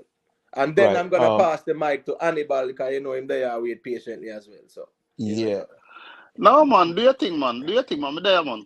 All right, cool. Yeah, so go to Lalibela. So within reason, I have a rather radical view when it comes to Pan-Africanism, see? And I view Pan-Africanism as a one-way street. I understand the need for Pan-Africanism, see? But, I've gotten to the point now where I'm asking myself, who am I? Who were we before Europeans decided that we are black? And I'm sure many of you guys have asked these questions. And we know the history as far as how them codify blackness, see? And more time you look at social media, you'll find a Somali or other people in Africa, and them tell us that they're not black, see? And in most cases, because we've been sold on being black, and within reason, we've appropriated this idea of being black, see? So we just refer to ourselves as a black. And a youth like me, would say, yo, Malcolm X, the X was a placeholder. And a youth like me, that ask himself, so, yo, is black a placeholder till I find who I am? And you find that to the extent that folks on the continent of Africa regard themselves as being black, it is because us as Pan-Africanists in the West, seeing Pan-Africanism to me is a west to east trajectory. And we've told them that you're black. We've sold them on our notions in the West, seeing? And enough of black people in Africa have subscribed to it. But, we've admonished ones and ones in Africa who say they're not black, especially when it comes to Somali or Ethiopians, because the most we start things like, yo, So should have some Semitic this and them have some Arab mix up. You know what I mean? Right. Like even for example, Habasha, I mean mixed breed scene. Mm-hmm. It's like we start make the assumption say, yo, well, it's because them feel like they're better than black or they're not black. And we also know the history when people here in the West also categorize Egyptians and Ethiopians as being Caucasians. But the truth of it is that to the extent that we're trying to find ourselves, I think we have to go beyond the 1600s. See, when Wilberforce and what the Virginian name, what the next Virginian name I even like, when those English people and other ones were rationalizing this idea and they came up with this notion that you know what, there are certain phenotypical features and there are certain geographical region and yada yada, and then these people are black. You know what I mean? It's like when they made those decisions, you know, we have to understand why they did it. And then we now have to introspect, retrospect, and think, yo, are we really black? So to the I think to answer Bridget's question, I, from my perspective, view Pan-Africanism as a one-way street. See? Right. And in many respects, I think this Pan-Africanism actually go to Africa and sully Africa. That Pan-Africanism is a tool that we use to understand Africa, but we're subjugating Africans to see things from a Western lens with Right. Pan-Africanism. So Right. I don't think Pan-Africanism ultimately is the way. So if ones are able to, like here we are in America, or wherever, see, we're able to meet Africans. Some of us are fortunate to travel to Africa, seeing, and I think that's what it is. We need to learn about Africa. You know what I mean? Africa is a very diverse continent, and Pan-Africanism is a reductive tool. You know what I mean? Right. It can be used as a baseline, but I think long term, the way is not Pan-Africanism. And my saying that I don't support Pan-Africanism is not saying that I don't support the continent and the varying Right. diasporas. All I right. just think that So a question. yeah, got you. Yeah. A question for you, and then now, may I God, share my viewpoint on Pan-Africanism. At what time period would you say was the embryonic stage of Pan-Africanism? When that Pan-Africanism fever started to take over the Western Hemisphere here, at So what time period would you say that was? the start to the turn of the last century. See? No, what time period? Just kind of give me a number. Just give me an estimate, like, year. Actually, I think Pan-Africanism actually came on the fore no different than even Zionism around the 1880s. See, that is my perspective on it. It All wasn't right, always called Pan-Africanism, but the right, materially speaking, right. the nationalism, what I mean, and so forth, really took root, and then they All right, started having. Go ahead. all right. So when you say what, you actually said the time period is what, in the 1880s, you said. Approximately, yeah, I would say around that time. All right. So this is a scenario now, right? The Battle of Adwa, right? That the Ethiopians defeated the Italians with, right? That was Menelik forces versus the Italian forces with one brethren named Baratieri. He was General Baratieri. He was the governor of Eritrea and the commander of all Italian forces at the Battle of Adwa, right? Now, when they defeated the Italians in 1896, right? And when the Western world, when news got to the Western world, that a black African king or emperor defeated a mighty Italian army, a European one at that. Because at that time, the Italians controlled Somalia, the Italians controlled Eritrea, the Italians controlled Libya as well. You get what I'm saying? Because they even call it, then they call it Italy, East Africa. You get me, I say? And then they still control Libya. So for Ethiopia to defeat a mighty colonial power like that, it sent shockwaves throughout Europe and the Western world. So even the New York Times wrote articles about it. The mainstream medias in the Western world, they wrote about it. You get what I say? A lot of black people who could read now, like the Booker T. Washington, them, the Sylvester Williams, them, all those people who were, say, quote unquote, educated, the W.E.D. Du Bois, them, they learned about this great African emperor who defeated a European colonial superpower. So that is what really created respect. Because remember, prior to 1896 Battle of Adwa, black people were considered slaves, good for nothing. We were uncivilized. We have nothing to show because they are taking away Egypt. Because you don't know it, God. Them bringing in Egyptology, right? The Rockefellers, them, through the Oriental Institute, created Egyptology, pay some people to go down there and tell we say these are European civilizations until Cheek Anta Diop and Theophile Obenga could prove to us that these are African civilizations. But just to go forward to the start of Pan-Africanism, when the news broke out in the West of a great African nation defeating a European colonial power, that sent a lot of fervor in the African, American and the Caribbean community. So they look to Menelik now and say, wow, we have a leader in Africa we can look up to. You get what I'm saying? So that created that Pan-African ideology, and Booker T. Washington, Sylvester Williams, you get what I say, W.E.D. Du Bois, Marcus Garvey, they actually carried that. So the first Pan-African Congress, I think that was held in England in 1900.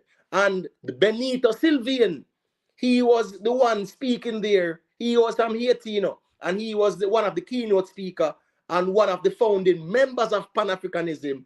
And after they found out what transpired in Ethiopia, he became a chief advisor to Menelik as well.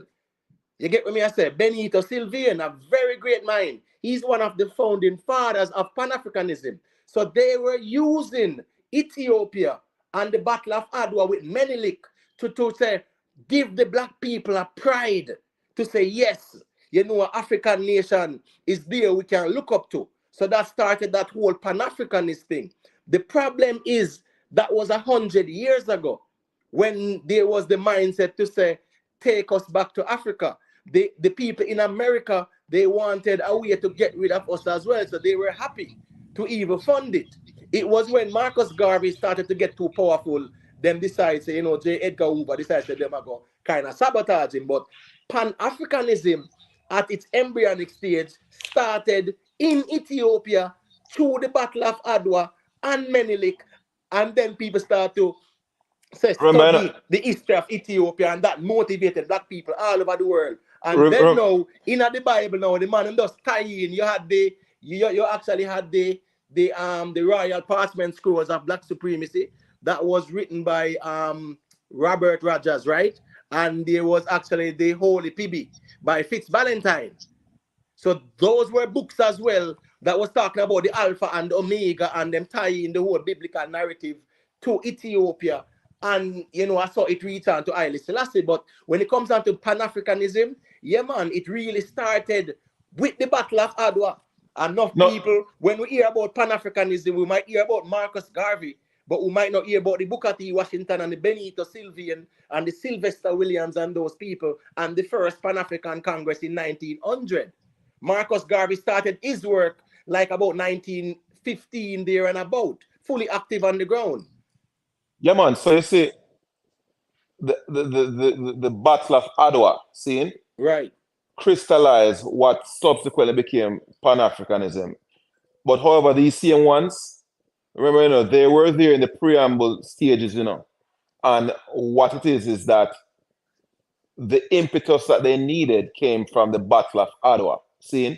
Because you go as far as even in the 1950s, when even Israel was trying to make contact with Ethiopia, and they were pointing toward the Battle of Adwa, seeing? The Battle of Adwa maintained significance all the way up to the 1960s and so forth, right. when we had these African nations now trying to fight against colonization.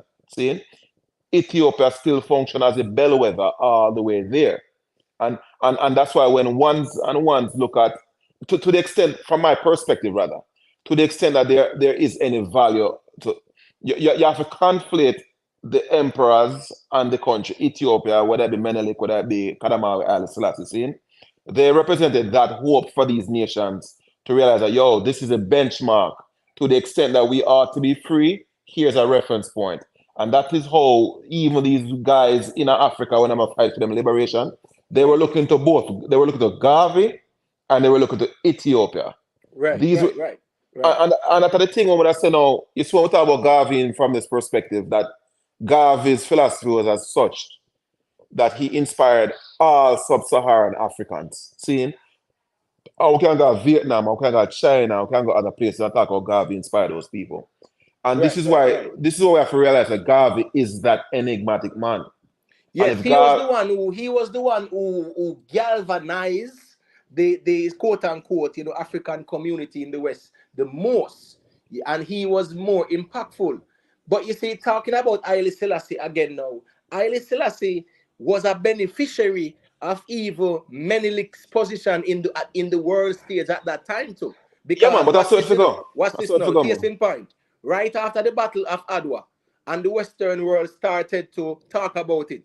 Even Times Magazine gave him Person of the Year Yeah and man. put his face on it, Yeah right? man. And people were asking, who is this king and whatever, whatever. Long story short, many European countries, most European countries had their embassies, right? In 1896, 1897, most European countries had their embassies in Ethiopia. Yeah They man. put Remember, their you know? embassies in Ethiopia. And that's the reason why when there was the creation of the Organization of African Unity, right, which was the African Union. brainchild Yeah. of, Yeah.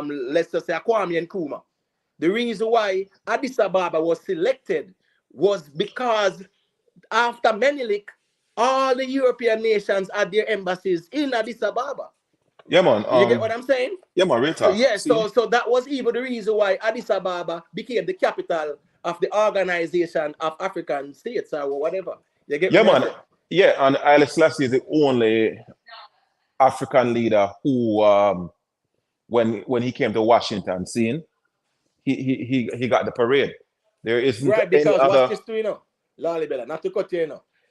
Haile Selassie was also the beneficiary of the works of his father, the Deja Match Walter Michael McConnell.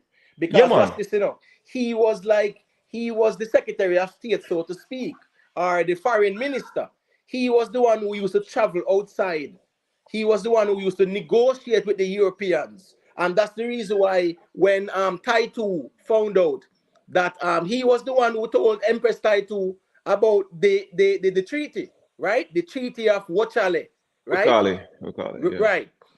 The Italians tried to sabotage and undermine Menelik by saying that what? All European powers should go through Italy if they want to communicate with Menelik, which means that Ethiopia is a protectorate of Italy. You get me? I say, Yeah man. and So then that's insert the part there in the treaty and try go around the thing until Haile Selassie father, the data match Walter Michael Mukanen, right?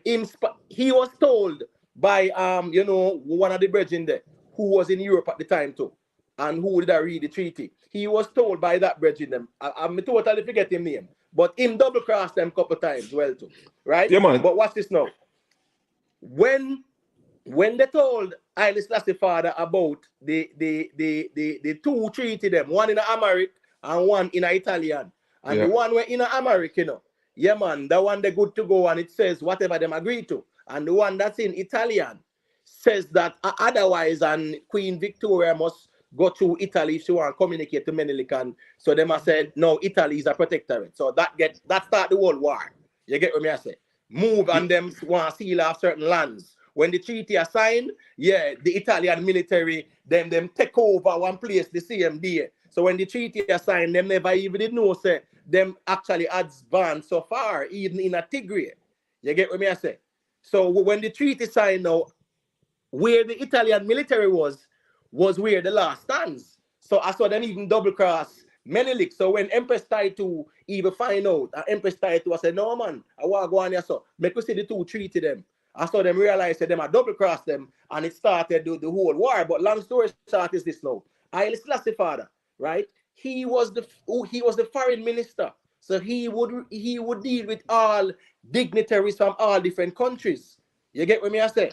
So Yeah here we man. go on now. Yeah. Yeah. When him a groom Haile Selassie too, him groom Haile Selassie where Haile Selassie even became what? Even when Imam Zardita was on the throne, he was also foreign minister. So him would travel all over the world and something there. So that even made him famous as well because of the whole Menelik thing. Because here is this emperor from Ethiopia, And when the Europeans them hear about Ethiopia, them remember Menelik. You get what me I say? So that kind of evil give Haile Selassie the status. But where the Rastas them take it now is where you had Fitz Ballantyne and Robert Rogers with the Holy Pibby and the Royal Passment Scores of Black Supremacy, along with the Promise Key where Leonard Powell did write. All of these books had religious undertones that was saying that Haile Selassie was the kings of kings, lords of lords, and he's God incarnated, Christ in his kingly character. And that is where the whole confusion started. Because Haile Selassie was baptized and everything. Haile Selassie never claimed to be no God.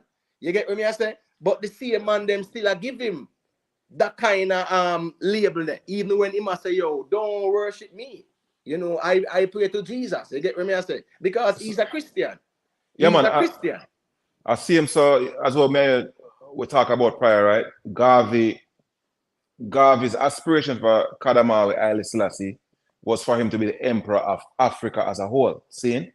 And Haile Selassie clearly tethering to reality knows that he's the emperor of Ethiopia.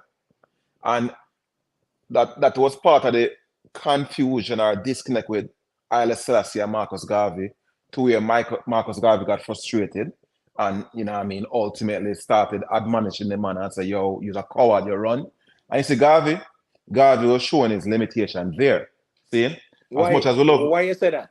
Because to the extent that Garvey think that Haile Selassie should have stayed and fight in that battle that he would have lost, and he would have lost his life, and all would have been lost with Haile Selassie, it made no sense. So hold on, Lalibela, stick up in there, sir. Because remember, this is the Garvey that revered Menelik and what Menelik did to the same Italians at the Battle of Adwa. Menelik lost a lot of his generals at the Battle of Adwa as well.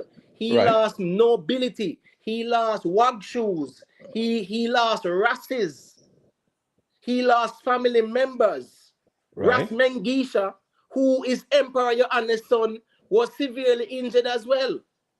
Ras Makanen was severely injured and almost died. And Menelik stood there and fight. So what I'm saying is this now.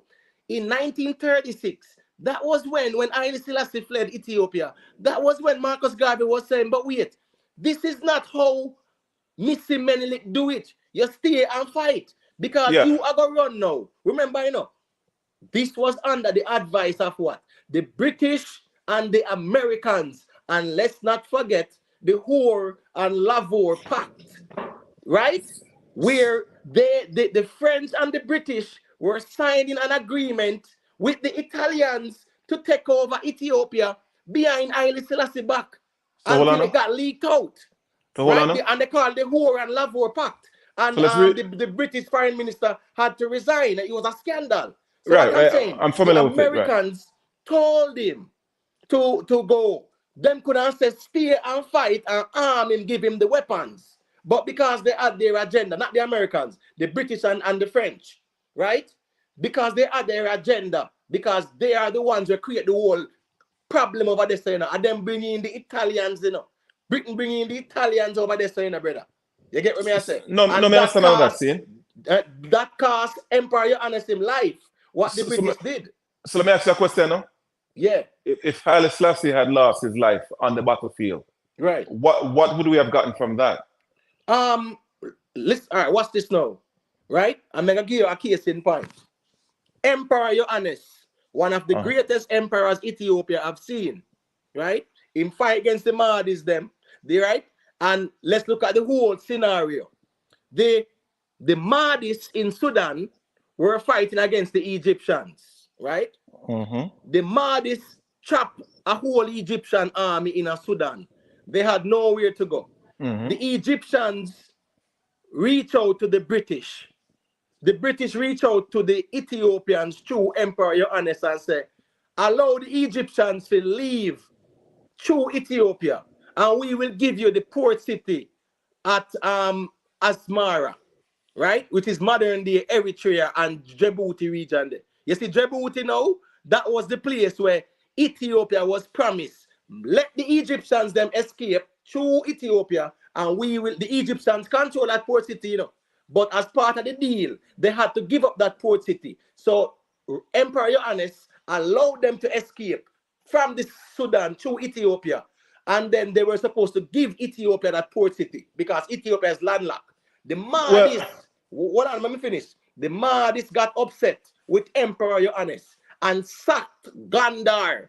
Gondar was one of the most significant places in Ethiopia because all of the history, all of the books, yeah, man. Gondar was like Yeah, a man. whole city Gondar is like where the whole Alexandria. history of Gondar is like Ethiopia them. Alexandria. Good. So the Right. Mahdist them sack Gondar and burn it.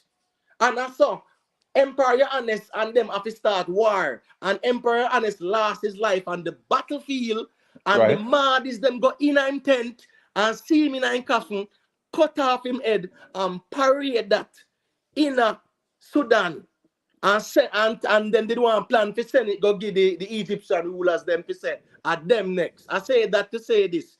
The great Emperor Johannes lost his life that way, trying to protect Ethiopia. Menelik stood on the battlefield. Every other warriors throughout the history of Ethiopia, they always stood on the battlefield and fought. There were many Ethiopian emperors who had to fight against the Hebrew Israelite kingdoms as well in Ethiopia. They had to fight against the Muslims. No one ever ran. So when Marcus Garvey saw that Haile Selassie fled, he had to call him a coward. And he was justifiable so. So in hindsight though, right? In hindsight, if Kadamawi Haile Selassie died on that battlefield, right now today, right, Ethiopia would be a province of Italy. But why would that have been so? Who were they fighting? The Italians, correct? Right. But remember, said the Italians still occupied it, where he didn't have the power. No, the occupation. The occupation was. Hold on. The occupation was 5 years, right? Right. Kadamawi Haile Selassie, he left. You know what I mean? Not every military strategy. Most military strategy will point to you shifting so you can live, restructure and fight another day. It's fine. It's fine that you have to understand with military, I mean, soldier can talk. I'm a soldier. There was no value. There's no value for Haile Selassie to remain and die on the battlefield, especially in hindsight when we look and saw what he was able to do subsequently after going to Palestine and then going to England. All right. So right? What's this Lalibela? What's this now Lalibela? You see, when it comes down to the history of Ethiopia, right? When Menelik became emperor and the British brought over the Italians, because instead the British give the Ethiopians as promised the port city at Asmara, or in modern day Djibouti, right? Misawa, that's the name. Misawa. It's modern day Djibouti where America have military base, China have base, Russia have base, everybody have it. No, Masawa isn't still modern day Eritrea. But there was a promise for Djibouti. But remember, said Djibouti was a part of Eritrea as well. Hold on. But Masawa, that's what I'm saying. Masawa is still a part of contemporary Eritrea. But you're correct. Hold on. Right. You're correct, right? What is now modern day Djibouti? Right. Yes, that was promised. That's and this the port city, right? Right, but Masawa was right, but that's not Masawa. Masawa is still in modern day Eritrea. But you're correct, because even to this day, right? That is a port that Ethiopia used for import and export. Right. So they were supposed to have gotten, and that's the reason why even Haile Selassie invaded Eritrea as well, right? Even though he went against United Nations. All right. So hold on. I wanted to go back to preparation for war and understanding your enemy and being a strategist, because Menelik as emperor was a strategist. Menelik was watching the Italians in Eritrea. He was watching the Italians in Somalia. He had spies all over the place, and he was planning for war because, as a matter of fact, he bought weapons from the Russians, right? He bought weapons from even the Italians, and he played them. So he make sure that him ready for war. Haile Selassie now, right? Haile Selassie was caught off guard by the Italians them when he should not have, because the Italians them were posturing a lot under Benito Mussolini. And that was public knowledge. But hold on. Say I don't agree with that characterization. You see what happened? What happened, the problem for Haile Selassie is that there was a massive chasm between the technology that the Europeans eventually were able to acquire since Adwa 1 and then Adwa 2. The problem is that the mustard gas and a whole bunch of stuff that were invented subsequently, it proved too formidable. When you listen to the military strategists, that's what they point to. The chasm between the technology that Ethiopia had and what Italy eventually had was too wide. But guess what? You're messing now, see? It's like we bring up Eritrea again and Right. Djibouti. Do you know that though, right now in Ethiopia, right? Dr. Abiy is pointing toward potentially invading Eritrea because they want access to the port. So, but isn't that Eritrea and Ethiopia are friends? That's the funny thing about friends, right? Yeah, me just ask you that Yeah, still, of because course, they of are course. technically friends right now, right? Yeah, man. Isaias and Dr. Abiy are friends, Right, quote unquote, because to the extent that people he are friends. used the Eritreans against the people of Tigray. Yes. Right? So yes. there was a coalition between him and the Eritreans against the people of Tigray. Right? Just look at it. Just look at Afghanistan. So see? right look now, at Afghanistan. we wouldn't see him invade No, Eritrea. man. No, man. Look at more think them not sign agreements to use the port more. No, so here's the thing about it, right? They're using diplomatic languages saying that we want to share the port or get access to that port and all parties would benefit. See? Knowing how conservative Isaias is, he might not be receptive to those terms, right? Now, Ethiopia, being a more powerful nation, Right. based on the rhetoric, depending on whom you're listening to, at the end of the day, when you even talk to Ethiopians, they'll tell you, you see what them start come forward with now? Menelik made a mistake by giving away Eritrea, and the port was never supposed to give it away. You see the same port we're talking about, Massawa and so forth. They're drawing to that same history. That's why I smile when you start talking about Menelik, that. But remember, remember, Menelik never had that. Menelik never had that, because remember, it was the Egyptians that had that place, and the agreement was Emperor Johannes was to have gotten it, but the British gave it to the Italians. Now, what's this now? I understand, right? Yeah, but what's this now? Part of the treaty, right? Even after the defeat of Italy, part of the agreement was Italy would remain, right, over the part there. You understand what I say? Yeah. So that was signed off on, but it's not like say Menelik did control the port. No. That's not the point. What they're saying is, like, for example, right?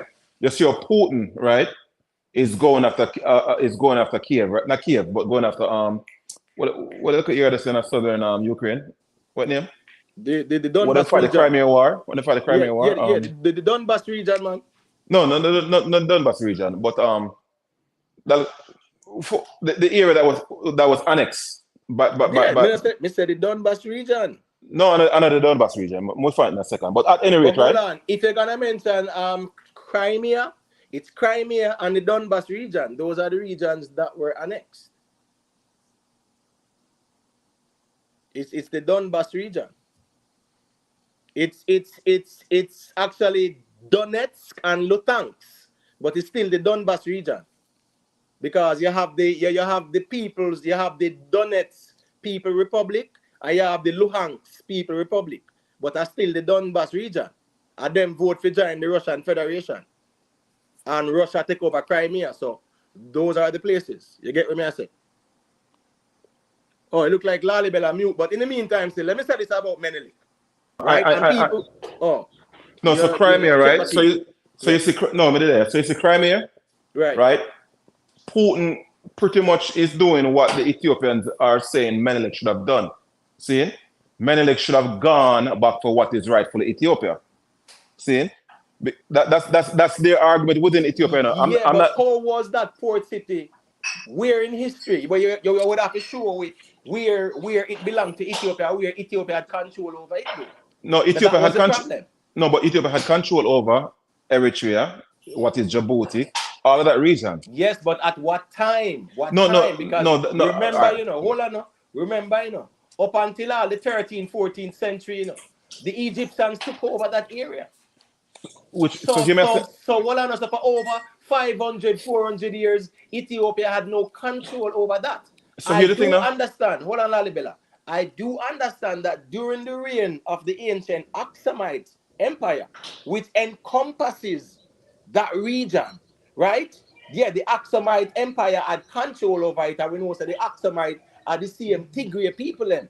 And that's So, why most of the rulers them are from Tigray. So so me you may say no. understand that. You get So what me no, I say? no, but you know, but so I'm not too sure if you're getting what I'm saying, though, right? I'm not disputing that.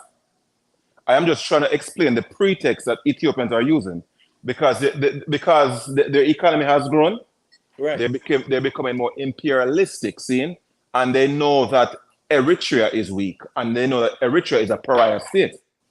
So they're using that to go after Eritrea, and to the extent that they're going to Eritrea and say, "Yo, hey, we need access to the port. All of us will benefit."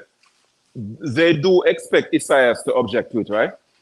And when Isaias object, the intention is to eventually go to war, because you know why? America doesn't like Isaias. No one in the Western world like the Eritrean leader. See? And as much as America doesn't like Dr. Abiy at this point, they will be perfectly okay with him in the same way with Iran and Iraq. They'll be perfectly okay with him going off, getting rid of Isaias.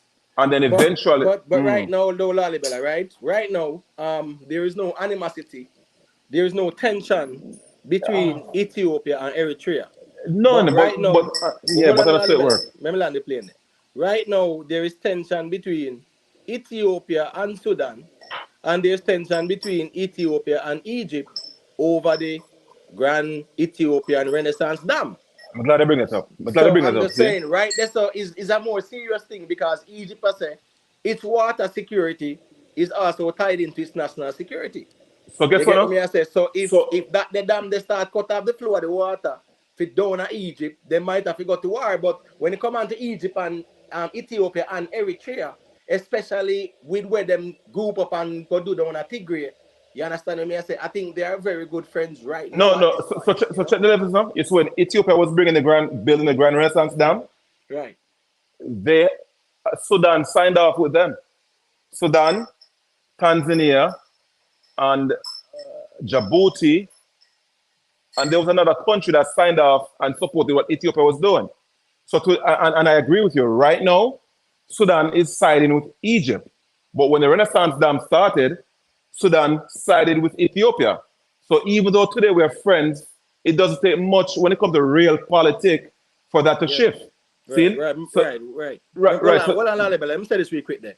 Hey, blessings to the ones and ones, the persons who are new. Enough respect, give thanks for checking in. Please remember to just hit the like button, and share and subscribe, as well. Greatly appreciate the presence. Please free to hit the link and join the panel as well. We're just having a dialogue, exchanging ideas off the top of the dome. So these are information that ones and ones can even go and do their research. This is not no conspiracy theory information. This is not no word salad information. You get what I'm saying? This is a concise, right, intellectual reasoning that ones and ones can validate for themselves. So yeah man, just show some appreciation by just liking and subscribing still on. Drop a little question if you want to as well. Go through Lalibel. So Imhotep, you say exactly what you're saying. All these that you're saying. When someone broached me with the idea that Ethiopia would invade Eritrea, I thought it would be preposterous. Right. And then they shared 2 articles to me. See, I'm going to read them. I'm going to say, wow. And then when we start reading the comments them from the people, them local, I said, wow. And then when we talk to my better half of my household, as far as she concerned, it is fair game. I'm going to say, wow. Trust me, believe me, Ethiopians are resigned to the fact that they rightfully should go after the port, and their ambition is as such. I find it to be. I personally think it's naive, brother. See, and I think it's unfortunate for them to even be thinking about this. But you see, Dr. Abiy, he's a desperate man. He's not loved in his country, and he's looking for that love and affection from his people. See, but he is creating more divisions, because right now in Ethiopia, there's a war between the federal government and the Oromo People's Liberation Front. And these were the same Oromos, right, that they used to even fight against the Tigray people them too. I know it's so funny, right? It's when Dr. Abiy. So I'm just saying that right now, him have a lot of domestic issues as well. There is still a lot of domestic issues with the TPLF. So him have a lot of issues going on in Ethiopia. A lot. Right now, they are at war with the Oromo Liberation Front. No, Dr. Abiy has them man, the Muslim man too, you know. Dr. Abiy has issues with Amara, Oromo, and Tigray, right? And it's so funny when he was coming to power. Amara's was like, yo, this brother is Oromo, you know, we're going to have problems with him. Are you a load dishwasher? Somebody asked no. Who a load dishwasher? You know, some of that in the background. Sorry. Oh. Got you, Lalibel. I got you. Yeah. I swear, so the noise cancellation was working, but I guess not. But yeah, so Dr. Abiy have issue with the three main tribes in Ethiopia: Amara, Tigray, and Oromo. See? And the problem with Ethiopia, to be honest, Imhotep, they're only a country on paper. They're only a country on paper. You see the tribalism with it, brother? It is unbelievable. And it's like none of them are willing to concede to anything. Oromo want what they want today. Amara want what they want today. And clearly Tigray is tired of losing all of what they gained from 1991, 1993. See? Right. So and even when the Israelis started dealing with Ethiopia, they even pointed to the fact that Haile Selassie had all these domestic problems at home that's distracting him. See? So Ethiopia has always been that country that has always had this internal turmoil. And this is why Eritrea exit and so forth and a bag of things. But the reality of it is that Dr. Abiy, being a desperate man, is now looking for... It's like it's so baffling to me because now in America, you can see an Eritrean and an Ethiopian and it's all love. For the whole time when me they are foreign, brother, they've been enemies. You know what I mean? They not like each other. Yeah, but the problem was going on, and you know it goes back to the history of the place and what the Europeans did over there. Because remember, right?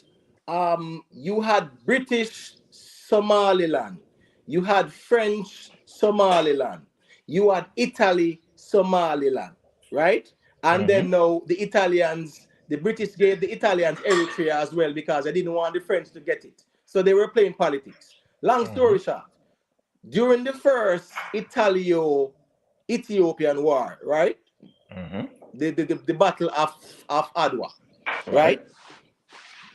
When the Italians were defeated, Menelik pardoned the Italian soldiers and their generals, etc. But the Askari, the native Askari, those are the quote unquote the Eritreans.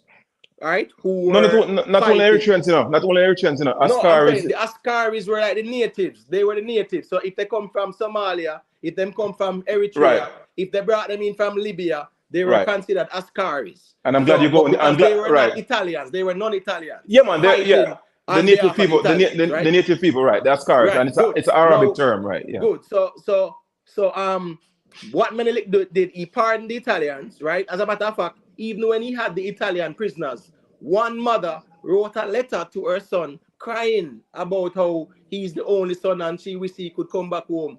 And Menelik got the letter and actually released that military person along with someone else at the time when he had thousands of Italians captives.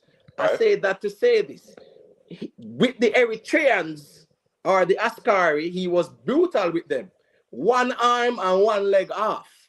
So you get what I'm saying? But do you disagree with him? No, I don't disagree with him. So I'm just saying right there, so that is where the enmity started. Because remember that with Tigray, parts of Eritrea is also Tigray. Is the whole colonialism where the Italians them forcing themselves to these modern day borders. Because part of the population in Eritrea is also what? They speak Tigrini because they are connected to that region. So I say that to say this though. The hatred by the Eritreans towards the Ethiopians was because one, that happened, Menelik did that, and then Haile Selassie did that as well when he came back into power 1941, 1942, them time that. And then now he actually took over Eritrea in 1965 there and about. going against the United Nations resolution. So there is hatred towards him. After they got rid of Haile Selassie in the 1970s, 74. there was I'm talking about the 1970s Ogaden War between Eritrea and Ethiopia. You get what I say? That is how Eritrea fought for their independence. When they fight against Mengistu. You understand what I say? So there was always that hatred by the Eritreans against the Ethiopians, especially even against Haile Selassie. From Menelik time comes straight down. So in modern times, right? In modern times, yes, it is the whole idea of technically giving away Eritrea to the Italians. That the Italians being a part of the empire, right? And they pretty much were disposable, and that's how they saw themselves. And the only Eritreans subsequently who still wanted to be a part of the empire were the Christians, not the Muslims. See?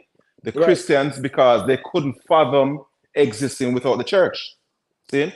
Now, to the extent that Tigray and Eritrea have a relationship, so it would be like Spanish from Spain versus Spanish in Mexico, or even French in France and Creole in Haiti, right? So Tigrinya is a derivative of the Tigray language, but not, it evolved over time. So ultimately why that portion of people became Eritrea is because those 9 tribes had an affinity. It's almost like they had an alliance and they figured, so, we're gonna fight with each other and we have enough in common. So, let's go our own way. So in Eritrea today, you have 9 tribes and it's a function of their affinity. So I agree with you, right? So as far as, and this is why I just said Askari, which is the Arabic term, you had also Ethiopians who were Askaris too, And if you look at the analog to that, right, it will be the Kurds in Iraq. See, when the Allied forces and everybody were going after Iraq, the Kurds fought with them, function like Askari, to penetrate into Iraq, So see, because why? Cause and effect. Remember 1990, right? 1990. Yes. That was right after the Iran-Iraq war, right? The 10-year war. Yep, 9 years. After that, the United States, right, gas up the Kurds them. The Kurds them rose up, and then Saddam Hussein just crushed them, and then say he use gas on them and whatever. So from them time, they have that hatred there. You get what I say? Because they always wanted their autonomy, and that's the problem. That's the problem. Since I even got this a little bit, let's look at what the Sykes-Picot Agreement did. And remember, the Sykes-Picot Agreement is where they actually mark out these areas and create these countries. Now, right in Iraq, you have Kurds. In Turkey, you have Kurds. In Syria, you have Kurds. In Iran, you have Kurds. Right? So the Sykes-Picot thing cut out the Kurds them in 4 or 5 different countries. Yep. So the Kurds them not have no autonomy, while the Shias them have them autonomy in Iran, and them are run things, right? And the Sunnis them are run Iraq and Saudi Arabia and those places. But the Kurds them don't have no autonomy, so they were fighting for that though. So that's the reason why I know him did gas them and them turn against him. So I understand why they did that. Right. So before Sykes-Picot, seeing when Hussein, the sheriff of Mecca, was working deals with England, because before the Zionists gained their advance in England, the whole idea was to balkanize the region there and create these little states, Iraq, Saudi Arabia, and so forth. See? But you see, from the 50s now, Israel was weaponizing the Kurds to fight against Iraq. So the discontent with Iraq and the Kurds it started before the 50s, but their nationalist movement really started in the 50s. It's actually because what's this, right after, because in the 1948 war, Iraq was one of them with Egypt and Syria. You understand what I say? Right? That launched the attack, and then and I'm glad I said that. And then now in the 50s as well, you don't know it, God. They were always enemies with Israel. They never signed a peace treaty with Israel at all. It was really Jordan and Egypt them were signed the peace treaty, and it cost Egyptian leaders them life. It cost Sadat him life. So Iraq and Israel was always in a state of war though.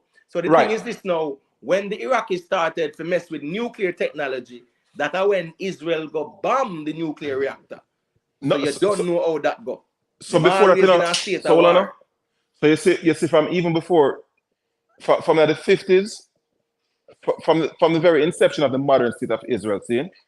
Right. Just the same way how they view Iran as a major threat today, or Hamas, depending on when they attack.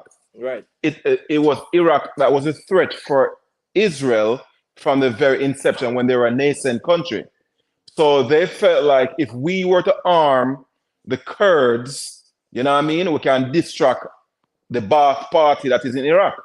See? Right. So well, one second, Bella. Let me just big up Night Nurse Berlin. Big up yourself, give thanks for checking in. Uptown TV. Bless up yourself, my family. Give thanks. Go through Bella. Yes, so you see now the same way where Israel today, actually, we're trying to do the divide and conquer type thing with Hamas versus Arafat. They were doing that with the Kurds in the 50s, see? And that is why that would have riled up Saddam Hussein eventually, because they know the history of what Israel was doing in Iraq. Israelis literally went to Iraq, and Kurds would have gone to Israel, gotten trained, gotten money, and a bag of stuff. Right. And they did the same thing with Uganda as well, under General Idi Amin. Yes. And then now him sabotage them, him go around them, him style them, and then them call him a madman and do a kind of documentary on him and talk about him a beast and spread propaganda, said the man have people body in a fridge and all kind of propaganda. You understand me? I said just because they wanted to use Sudan as a launch, they wanted to use Uganda as a launching point for Sudan. See how them use the Kurds against Iraq. And they never work out with Idi Amin. And that's what them turn against him.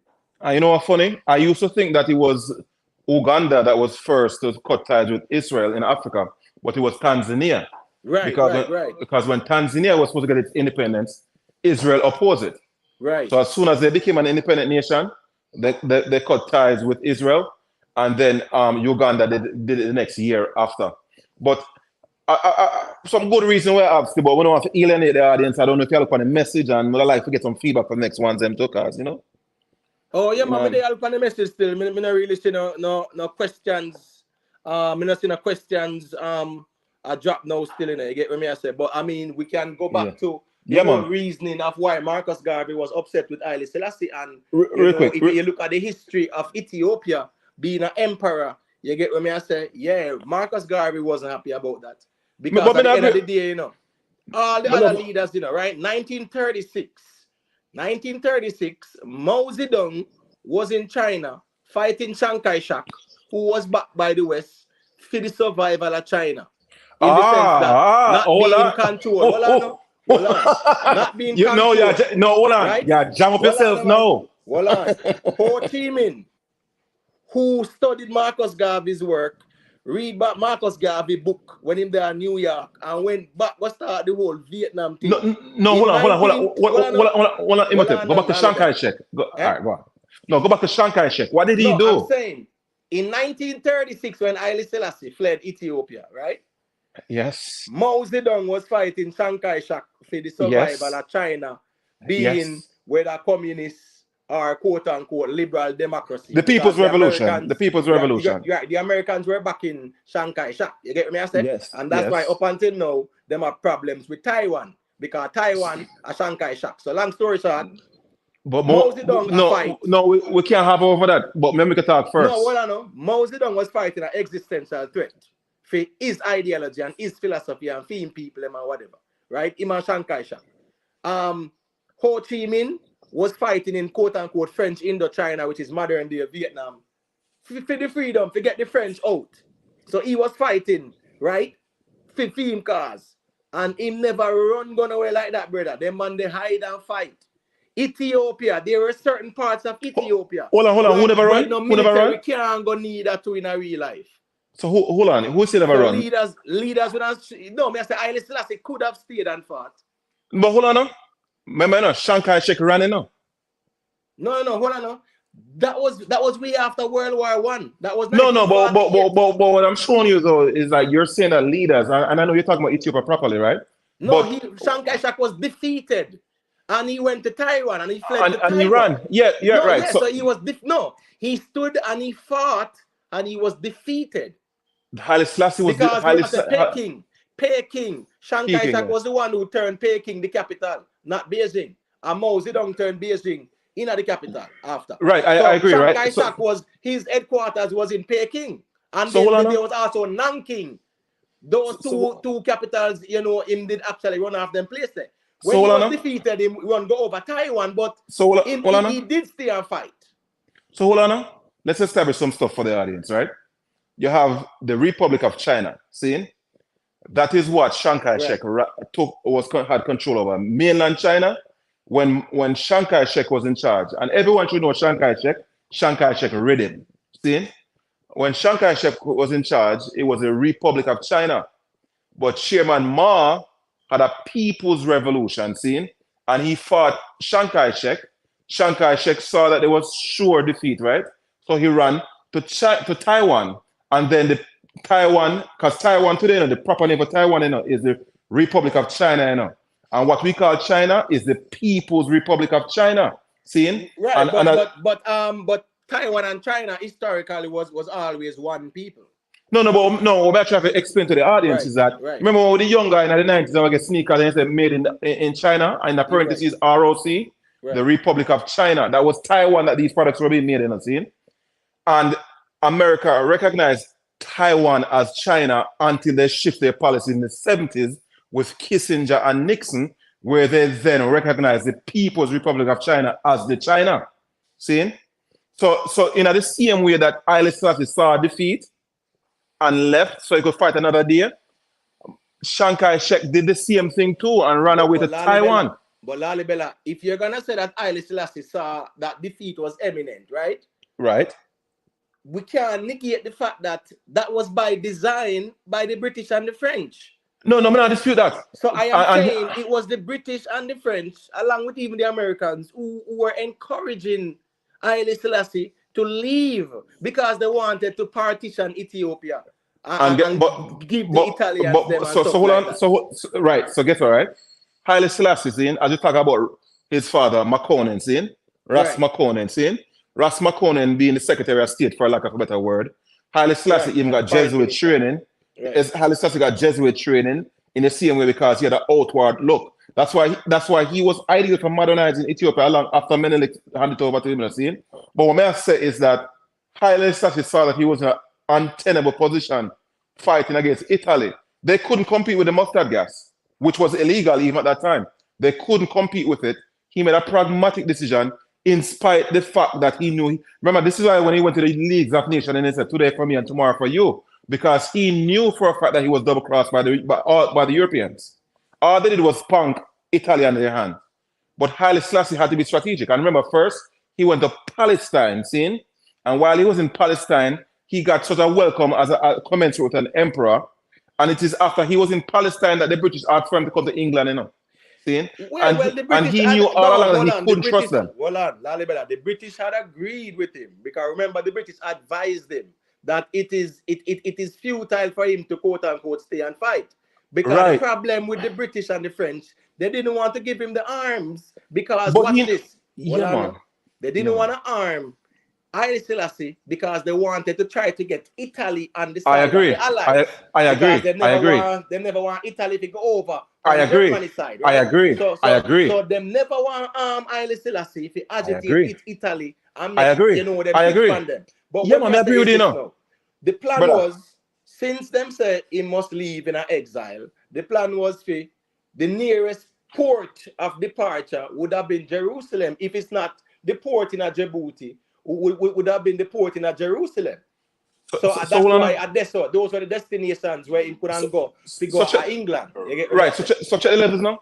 Yes, Haile Selassie was cognizant of the double cross, you know.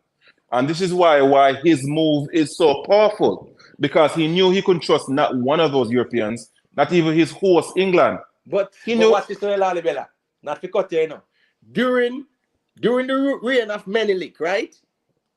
Prior to the war, Menelik was telling the Italians them that all these governorates, right?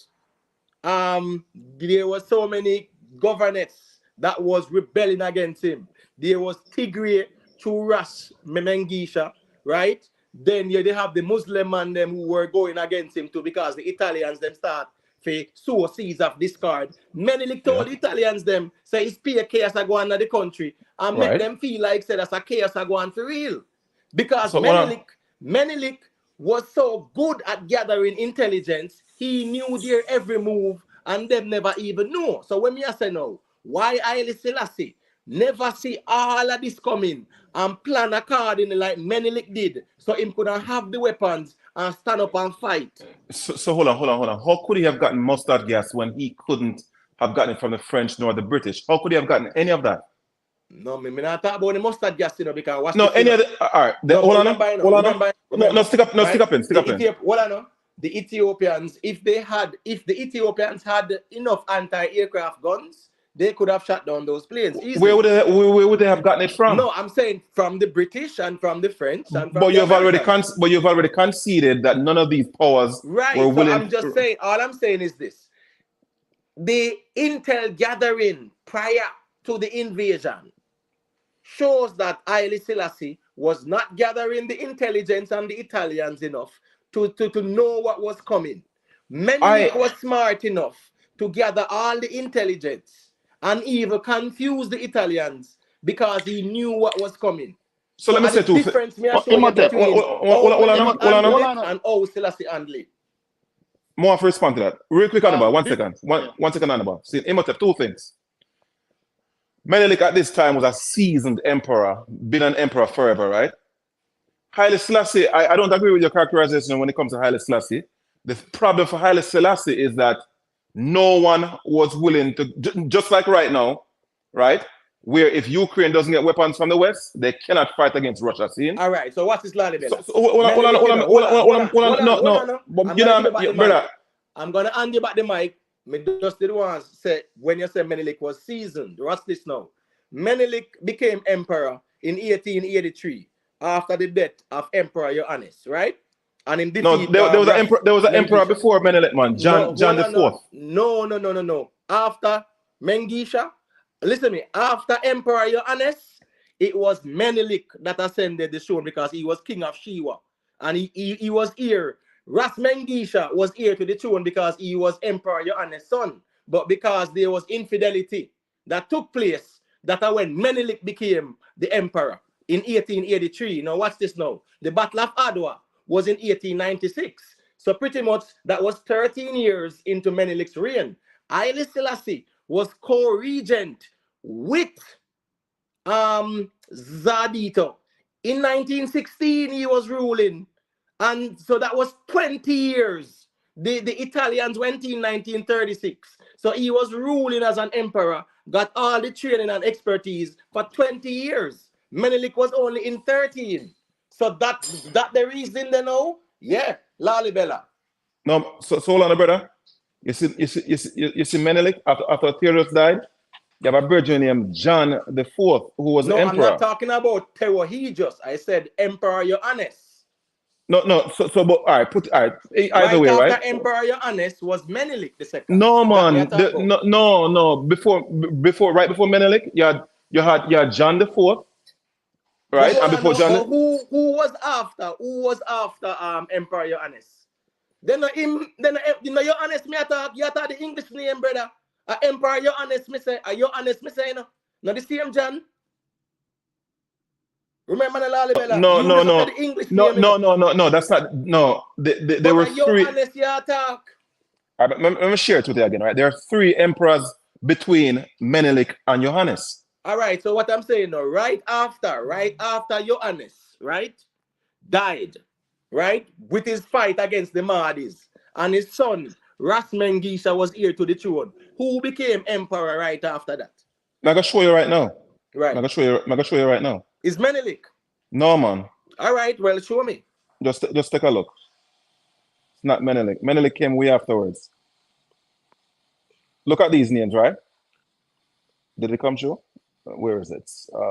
Yeah. Johannes. Right. Then John in 1868. Then Johannes that me attack. No, brother. No, man. Johannes seen. Right. Johannes is the 15th. Hold on, man. The 1868 to 1889, that's Emperor Johannes. His son was no, brother. You all right? So you're talking about a different Johannes. You see, Johannes the third, 1840 to 1841. No, I'm talking 1868 to 1889. That's the Emperor Johannes I'm talking about. And that's why I said his son was Rastafari. All right, so you see me, I said, that's why when you talk about even Menelik, right? You have to Menelik the second versus the first. But hold on, but the time period, I'm talking about the time period, So if I'm talking about 1883, and I said Menelik, right? When Emperor Johannes died, Menelik was the one who succeeded him in 1883. That's what I said. So you're talking about that time in there. We're talking about two different Menelik. Johannes, fine. No. All right, so watch this now. The Johannes after 1889, right?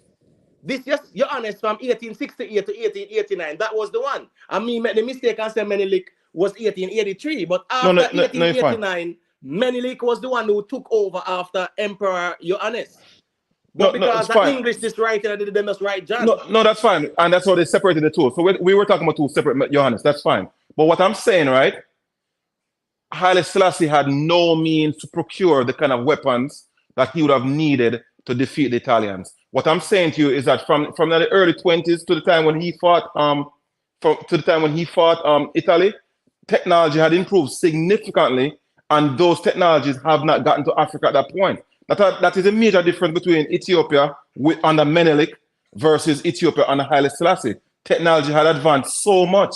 Just like, for example, you know what I mean, in World War I, right? In World War I, the difference between World War I and World War II. In World War I, they fought in those trenches and so forth, right? By World War II, all of that changed. So the same chasm between World War I and World War II. Hold on. They had trenches. They had trench warfare a lot. Yeah, because even when you look at the Battle of the Bulge with the Americans and the Germans. But you get though that it wasn't a central component, right? Right. More tanks and more planes, more modern equipment were available in World War II. But right. See, so warfare still go on, you know. So there's a massive chasm between World War I and World War II. There's a similar chasm between Adwa I and Adwa II, and for all the reasons where you outline. Regardless of intelligence or no intelligence, Kadamawi Haile Selassie could not have gotten his hands on any weapon that would have allowed him to compete. But hold on, Lalibela. Remember at that time, in the 1920s, the 1960s, 16, there and about, right? Haile Selassie and Ethiopia was highly respected by the Western world, and all the Western countries had embassies in Addis Ababa. And that's the same way diplomacy. Menelik. Hold on now. Menelik procured weapons from the Russians. As a matter of fact, Haile Selassie procured weapons from the Germans because he got 50,000 rifles from the Germans. So hold on, brother. 1 million rounds. But I'm saying, my point is, in comparison to Menelik had better intelligence gathering capabilities. He was watching their every move. He had spies everywhere, and he planned accordingly. Haile Selassie was caught off guard. How he get caught off guard, right? When the Italians were in Eritrea and Somalia, pastoring, when Mussolini was doing all of this. That's what I'm saying. He never did plan and prepare for war the way Menelik did. So maybe just respond and we can dovetail this and move on. I don't agree with the characterization. It's fine. We don't have to agree. See? I see it differently. I think it was very astute for Haile Selassie to do what he's done because he knew that he couldn't trust none of the European powers, right? However, he knew he had to live to fight another day. And he was able to play his hands. And this is why he then subsequently wanted the Americans to play a more involved role, because he knew that he couldn't depend on any of the European powers. That is a fact, Lalibela. The British, though. He trusted the British that much to have the British have a military base. Hold on, Lalibela. He trusted the British that much to have the British have a military base in Ethiopia after World War II. So remember that they were the ones. Hold on, they were the ones in the 1946 Woyen rebellion. He was the one who called on the British to assist him, and the British bombed the people in Woyen. So I'm just saying he trusted the British. So me not gonna say he never trusted them people. Hold on, brother. You're talking about a different period of time now. Remember, so these field shifts, these field shifts always align strange bedfellows. We're talking after they discovered the exploitation of Italy, and he went to the League of Nations. When he went to them, Facts, Lolly see, Bella. when he went to them, and he was pointing to them that, yo, aren't we supposed to look out for each other? What's this? Seeing? And they must say, yo, today for me, tomorrow for you. Seeing? That was when. Let me say something, Lolly Bella. That was when in the meeting when everybody started banging. When he tried to talk, they start banging on the table. They didn't want to hear what he was saying. Yeah, man. But that's not true, Hannibal. That's not true. That's something made up. That never occurred. Because his speech to the to the League of Nations is even available for everyone to see. No, wait. When did he say sociality in the beginning, sociality in the end? When did he make that? When did he say that? Was it when? All right, when he tried to get? Make Lolly Bella answer that, then. You want to was it when he tried to get arms? Was it when he tried to get arms? He tried to get arms, and that's when we're talking about the League of Nations. So Lolly Bella, you want to answer the question that Hannibal asked? So if you're talking about the longer length to the he said they were banging on the desk or whatever. No, I'm not familiar with that, right? In the League of Nations speaking, and I'm saying, I'm not familiar with that, but I know that he was shunned. I know that he was shunned, right? And that's why he said today for me, tomorrow for you. That's what we know. So he was shunned how though? He was shunned because remember the whole premise of the League of Nations, right? Right. Was to provide support for any moves similar to what Italy was making. They were swollen. The expectation was that they would coalesce to support their brothers, right? Regardless of who is doing the invasion or incursion and so forth, right? Well, hold on. The League of Nations wasn't a military alliance like what NATO is now. Like UN. It wasn't a military alliance because and that's the reason why they could not have given Haile Selassie arms, because if they did, the Italians, they were fearful that the Italians would switch over to the Germans. That's the point, right? They had their interests were more in line with Italy. That's what it is. Europe interests. Protecting Europe interests. Yeah, their interest because they didn't want to agitate Italy. So that's the point. European interests above the interests of Ethiopia, and rightfully so, because as a war go and as a racism go as well. Just like what I'm saying, Menelik encountered similar situations, but him did plan much better. That was my argument. So when Marcus Garvey did say Haile Selassie a coward still, Marcus Garvey's actions were justifiable. No, I don't agree with that. But we can agree to disagree, because I truly believe that if Haile Selassie had remained, died on the battlefield, Italy would have fully incorporated Ethiopia. See, and it wouldn't be an occupation for 5 years. It would have been a full incorporation of Ethiopia, and all of the dynamics in the Horn of Africa would have been different. But remember saying, Lolly Bella, you have man like Ras Mulugeta. You see Ras Mulugeta? Ras Mulugeta was one of the most trusted warriors, powerful. You get me? I say very influential. And when Haile Selassie left, them man they kind of run off the thing. And them man they died on the battlefield. So I'm saying, So what I'm saying is this, family. If Ras Mulugeta can stay and fight and die on the battlefield, me feel say as an emperor, following the tradition of all other emperors, because you have to follow tradition too. You know, say here what you do. You stand up and fight. Just like how the Japanese them do it in their Shinto tradition. You fight and you die and you fight in honor. You never run when it comes on to protecting your country and your kingdom and your empire. So long term, right? And long term, he did protect his country by keeping his country independent. So to the extent that you're saying that he ought to protect his country, subsequently, that's pretty much what he did. If Haile Selassie, the world-renowned emperor of Abyssinia, had succumbed to any incursion from Italy, the history would have been written differently. See, and it's very possible that all of the Horn of Africa would have come under Italy and French occupation. Well, that's hypothetical, not true. It is, and that's why, right? But that's some seed still, and and the same way they appease, the same way that they appease the Italians, is the same way that they had to appease even the Russians in a World War II, right? When they needed the Russians to help them fight against Germany. And this is why the Russians lost as many as they did. America never cared for Russia, seeing? None of the Western Europeans cared for Russia, but they knew that they couldn't win without Russia. So they just bite them tongue. And I just saw this thing go, war is a weird thing. I'm always so Geneva leave still, because, you know, he could have even given us some more perspective as far as military training and so forth, because today, you know, we're friends, you know what I mean, and tomorrow we're enemy. You know what I mean? It's a weird thing. It just flip like that. And that's what I'm thinking is taking place right now in Eritrea and Ethiopia, which is to my dismay. Yeah, but as I said, still about the whole possibility of a conflict between Asmara and Addis Ababa. I don't see it, but you know, I go leave a little bit of doubt for the possibility. I think there is more tensions between Sudan and Egypt with Ethiopia than with Eritrea. I think right now, when it comes on to the domestic affairs, there are more issues in the Oromo region. There are still issues in the Tigray region. You know, the Amhara people, them still kind of a push for some form of autonomy. You understand me? I say? So there's a lot of domestic problems as well going on.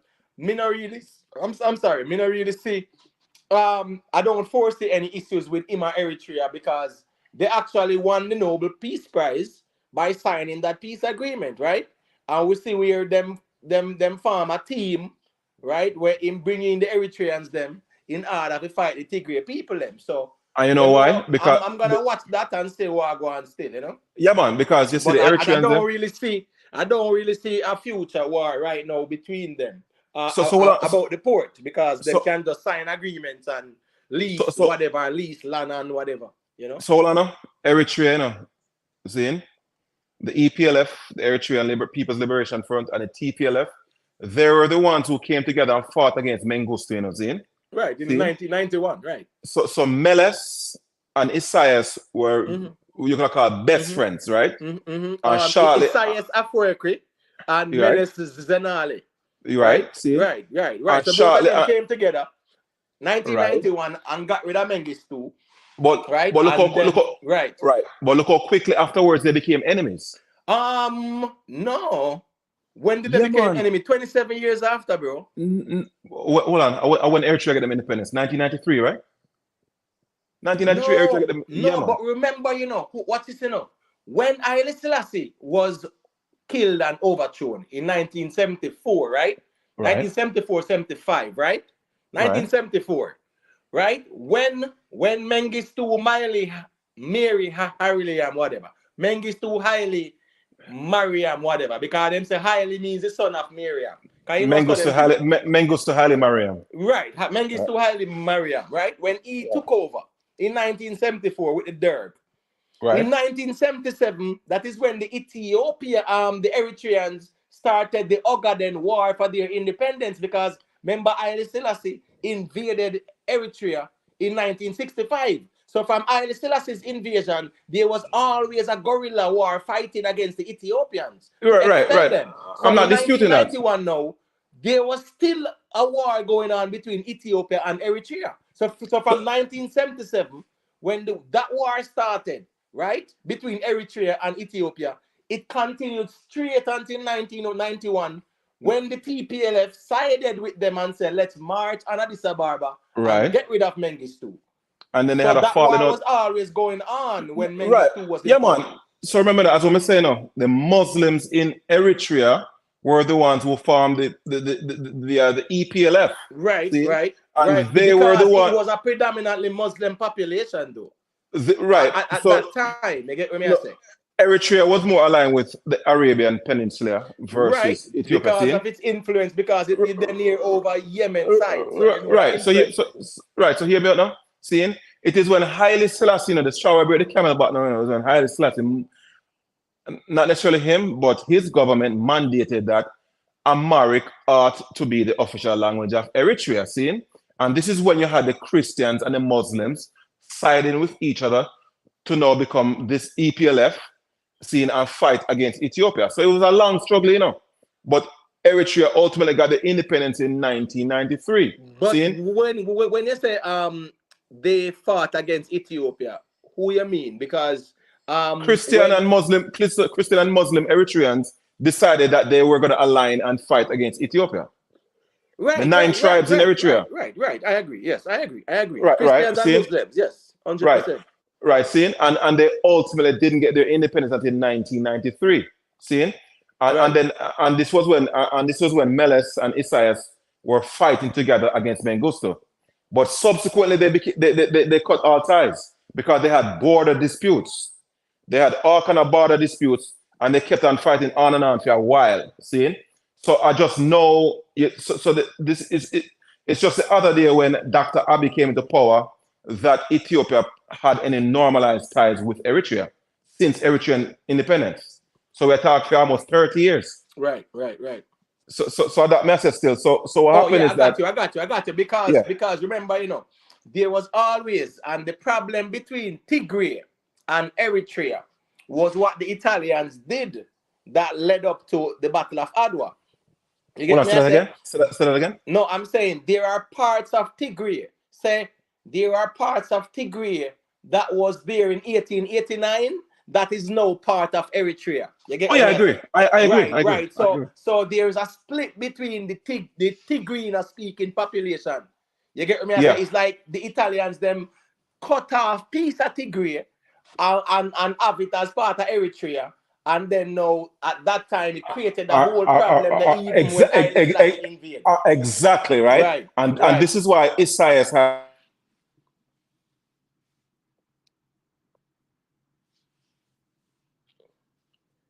Wait, you hear me, Hannibal? I think Lally Bella trip out or something. Yeah, man, I hear you. Yeah, man. I think I'm headphone. Him soon come up, man. Yeah, man, but got you. Maybe if you want to ask a question, I add nothing to the bills. No, man, I want to listen to them, man. I learn a lot. Hey, you're going to cut off a while. Sorry. Oh, yeah, man. Got you, Lally Bella. So, yeah. So yes. So, I'm glad to bring it up. Sorry, I don't know what to my phone just now. So, this is why Isaias was perfectly okay fighting the TPLF now, because their biggest issue is with TPLF versus even Ethiopia as a whole. They've always had issues with TPLF.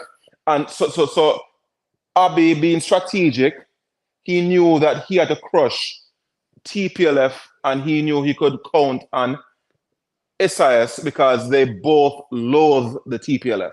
Right. Because the thing about the TPLF too, right? And it goes back again to Emperor Johannes, right? The fourth, right? When he died, because Tigray was the center of the ruling class, so to speak, even though you had Shiwa and Menelik, them and them people from Shiwa, right? Tigray was the place. Yeah, so man. say through Emperor Johannes now, Tigray was the ruling center. So even during the war, the Battle of Adwa, right? Ras Mengisha, even though he had growls with Menelik to say, yo, me shouldn't be emperor, and I'm not like you, he got patriotic and said, right, never fight on the side of the emperor because country first, and I saw inside and fight against the Italians. But he still had desires to one day become emperor. And even after the Battle of Adwa, Menelik had to defeat him. Because he still wanted to be the emperor, because as far as him concerned, he was heir to the throne. Right. Menelik had to imprison him. And when people were saying, but Menelik, you are a great ruler and you don't really imprison people for too long. Menelik said, Ras Mengisha has a grudge he will never let go. This is true. Because him just feel like, say, through him father, him are the rightful heir. So as long as I am emperor, and as long as he's free, him are going to try to be emperor. So Menelik lock him up until, him pass away or whatever, which me not blame Menelik. But no, the Tigray region and Gondar, because Gondar is actually in Tigray as well. I'm glad they bring up that now, right? So the whole history of the whole Aksumite Empire, Tigray was the center of the ancient Aksumite Empire. So everything kind of centered around. So that's what. I have a question. Who Mengisha was King Selassie uncle? No. Related to King Selassie? No. They're relatives, but so no, they are not related because remember say Ras Mengisha, is from Emperor Johannes IV. I remember that Menelik was from Shiwa. Emperor Johannes was from Tigray. But remember, the only thing is that, remember, say Menelik's father was the one who fought against Emperor Theoigus. Because, as me say again, because there were various kingdoms, so to speak, Menelik was king. So here we go now. Anyhow, Johannes never have no son. Menelik would have been here to the throne, but he had Ras Mengisha. No, but so that's why he was here to the throne. Next question. Who led the war? What general led the war to the Tigray people from King Selassie? Who was he? It was not general per se. I mean, it was a brother named Meles, see? And he died of quote unquote natural causes. So who was the one? So next question. Who was the one? You're talking in the 90s, right? Yeah. Who was the one that wanted to get rid of King Selassie? Because he feel like King Selassie wasn't here. Should be on the throne. Man. That's Haile Mariam. That's Mengistu. So he got rid of it. Yeah, the Derg. He used the Derg. But there were some blunders with Haile Selassie. Hold on. Go back. And them something there too. Those were blunders, but got you still a little. Yeah, so to what you mentioned, right? Seeing Aksum, the grandeur of Aksum and so forth, right? Right. Menelik, not Menelik. Meles was looking to restore Aksum as being the center of Ethiopia. So you see, when he came into power, that's exactly what he did. And that's why he built a separate army in Tigray and so forth. He had, he knew all along that at this point, or at some point in time, he was to fight against Ethiopia as a whole. So you see, from even at the early 1991, 93, no press was ever able to access Tigray, and Tigray people weren't able to leave and go in and out, see? Because he didn't want any mixture. He wanted to restore Tigray back to its glorious days of Aksum, the Aksumite kingdom and so forth. But in so doing, he implemented the tribal federation, see? Where everyone started identified based on their tribe. And it's so funny, that is a vestige of the Italians. And that is the reason why Ethiopia have so much problem right now, because it reversed. Huh? Why? Because of the Italians? No. No, hold on. In Ethiopia today, right? Right. You have a tribal federation. Right. So all these tribes are looking for the tribal interest versus the nation interest. See? Yeah, but you're saying it's the Italians that are responsible for that, right? The Italians were the first one who implemented that in Ethiopia. No, but look at this. Remember. That's why Ethiopia was always a feudal system. Because even as early as the 13th, 14th century, there was the Adal Sultanate, that are the Muslims them, right? Ruling in places like Wollo and the Oromo region and them something there. And then you actually have Tigray, you have Shiwa, you have many different governorates. So always. It was always the way they do, even before the Italians then. No. So remember, you see, before, remember, brother, listen to me, under Emperor Johannes IV, there were many governorates. That's why Menelik was king of Shiwa. No, hold on. But all right, you see, you have to distinguish the feudal Ethiopia from the non-feudal Ethiopia, brother. See? So you see, under feudalism, you did have these kings, these races, and so forth, who were representative of their regions. But the whole tribal affinity, as it took place under Meles, was never the case. See, never the case like that. As a matter of fact, see, most Ethiopians that you'll find will be part Oromo, part Tigray, just like Haile Selassie, just like Menelik, right? They're both part Amara. Part Amara and part Tigray. See, Oromo. See, and when you go to even Addis Ababa to this day, most of those people are mixed up, and that's what Haile Selassie wanted. But Meles now in the 90s, see, he wanted people to have on their documentation that they were a Roma, they were Amara, they were this. None of that existed to that extent ever before. Of course, there were always tribes, but he came and created some firm demarcation. He was really trying to create a proper caste system. And that is what... The thing is that those governorates, right, you had Muslim areas in Ethiopia. Yes. And that's why Ethiopia have 40% are the region, the 38% Muslim population, right? You have the Christian population, and you have the better Israel them at that time too. So And they then were always, remember, there were times when the better Israel ruled over Ethiopia, quote unquote. Right? which would be Menelik the first. Yes, yeah, I get that, but at the end of the day, I'm talking about like ones and ones who can be proven to be historical, because Menelik the first is not proven to be historical. Apart from the Kebra Nagas and the Feta Nagas, there is no historical. It's just like a Solomon as well. Because if we're gonna say Menelik the first is historical, we have to go say Solomon was historical as well. No.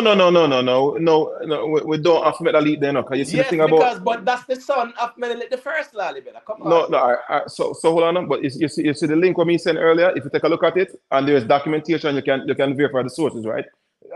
Remember, seeing a person can take from a mythical reference and incorporate it into the real thing. Seeing. And they use that at that point so they could make the paradigm shift to where men were then able to rule Ethiopia. But at any rate, though, it is under Meles in the 90s that you had the proper demarcation based on tribe that never really existed to that extent, because a lot of Ethiopians were mixed. And this is why the word is called Habasha, mixed breed. See? The word is Habasha, mixed breed. Eritrean, Ethiopian, and to a lesser extent, Somalia. So, but when Menelik came in now, he was firm on it, seeing? And then you had some regions where he amalgamated the smaller tribes, and so now got a stay in that demarcation there. And even that in and of itself caused problem. So Menelik was the first big problem in the modern world. Yeah, but the thing is, Lali, but sorry to cut you. Up until today, Ethiopia still have a federal system. Just that's what I'm saying. The United States. And the federation, tribal federation. It goes way beyond the Italians. Because remember, the Italians were just there in the 1880s. Right, but you messing up. The framework prior to the 1880s, prior to the Italians, there were so many different, and that's why even with the Emperor Johannes IV, he had to be fighting wars with the various tribes in Ethiopia to subjugate them. Because them always are rebel, and you always have the better Israel them to where him have to war them and force them to convert. Enough of the Muslim them to they force them to convert to Christianity as well. But that was all under feudalism though, not a federation. I understand that. What I say is that it was always that fragmented. So prior to the Italians coming in, there were still different races for different regions, and that's why up until this day, Ethiopia cannot be united. It cannot be. That's why they have to have like a federal system. Right. Well, they came up with a federal, but it never had to be a tribal federation, though, right? But Meles implemented that. The Oromo people, which consists of, I think, over 30 million Ethiopians, they are fighting for their autonomy and independence. So here's the problem with the tribal federation, see? The tribal federation make it so that the tribal leader has to run that area. When you have a federation, see, a democratic federation, there should be some kind of plebiscite. There should be some kind of vote. It shouldn't, especially in the regions that are amalgamated with multiple different tribes. It shouldn't be a particular tribe that by default, because they're the tribal leader, they run those regions. That's where the problem is, That's where the problem is in after Meles. So I totally agree that there were always the fragmentation, and that's why you had all the races and so forth, or the kings or so forth under the emperor. But when the way Meles did it, made it permanent, the demarcation on a tribal line, where just like in Ghana and so forth, the chief in the village in just run the cut regardless. Even if he get voting, he inherit these things. That's where the problem comes from. So these people are always looking for their interests in lieu of the interests of the country. That is the problem, And when Abiy came into power the other day, he's part Oromo, he's part Amara. And initially they were like, yo, Adi is going to shift the tide over to the Oromo. But you've seen a short order, he had all kind of issues with the Oromo, see? And then all of a sudden now he has issues with Amara, and clearly they all have issues with Tigray. And it's so funny, again in the 50s and 60s, what we're seeing in Ethiopia right now is exactly what happened under Haile Selassie. So as far as you can look, to your point, they've always had these issues, but the issues were exacerbated by the policies of Meles. And this is why they're looking to shift from it.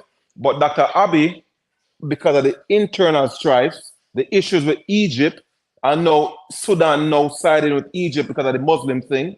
You know what I mean? All of those things are making it so difficult. It's making it so difficult for him. And this is why now people like him now are going to walk the dog like Bill Clinton. Like when Netanyahu do, walk the dog, this talk about Ethiopia's progress is predicated on having access to a port of entry. See? And you see, once you get enough people who are discontented, you will get them to galvanize around you, which I think, to be honest, Virgin, for my own personal sake, I hope that's not the case. Because for the first time, you know what I mean, in forever, you know what I mean, you can't say Eritrean, and you can't say Ethiopian, and you don't have to worry about the fact that there's any kind of strain. You know what I mean? So Lalibela, because, you know, just before we wrap up, because you don't know it, we're going over, you know, over 3 hours, so I'm going to wrap up shortly, right? Yeah. Why you think the Rastafarian community, you know, are most of the Rastas them, right? Yeah. Are so ignorant of, you know, the history of Ethiopia. It's like a man just hear Ethiopia, him not really understand the demographic, him not understand the history, him not understand the tribal politics. So a Rastaman will go to Ethiopia, and if he go in the Oromo region, the Oromo people them will stone him toward them, hate him, you know. Because if he go over there and talk about Haile Selassie and eulogize Haile Selassie over there, so a problem.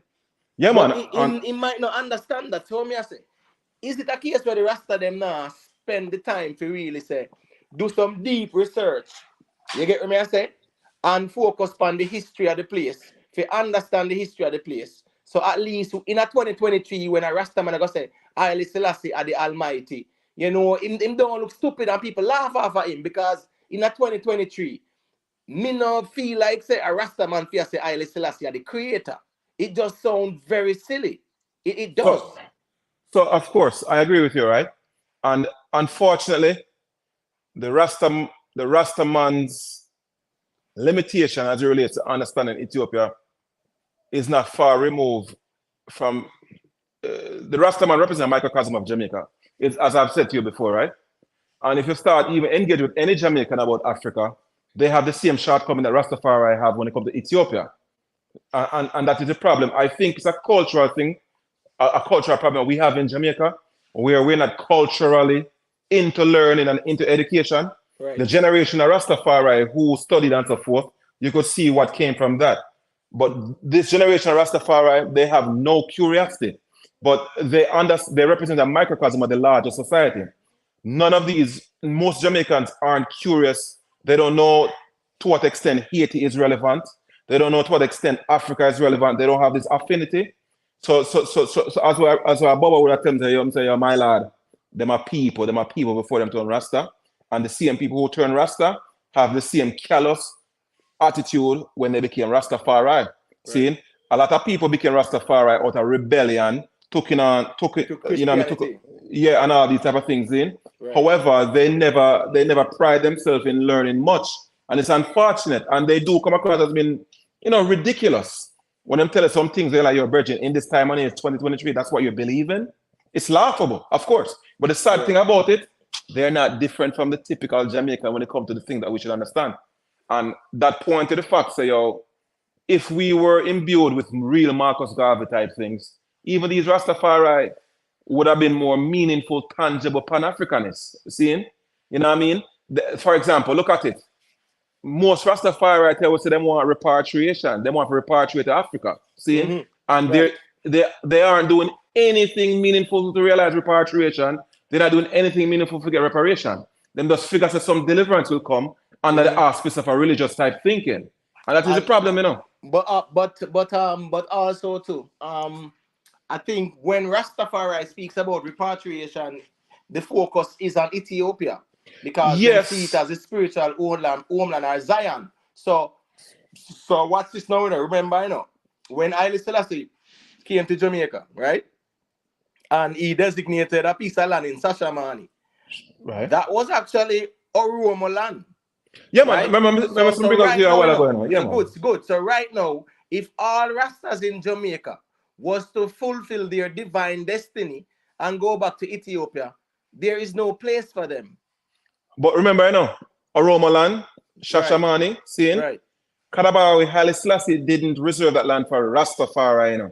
No, He I reserved mean that just the people in general, because lots in of the West. Americans, black Seeing, people yeah. in the US, yes, Exactly, wanted exactly. to Seeing? go because Yeah, remember yeah. say black people Yeah. did a sign up for join the Right, Ethiopian right, military right. during the time of the invasion too, you know. And the American government blocked them from getting going to Italy. Right. See? So the land was Yeah. for, you know, black people who wanted to Yeah, go back yeah. over So there. the Rastaman, Right? so the Rastaman reason as it relates to that is that there's land for me, so why would I not take it? And to be honest, even under Dr. Abino, seeing, they were still receptive to Rastafari going to Oroma land, going to Shashamani. You know, what they were looking to work out is permanent landing status, and I don't think they have ratified that as yet. Right.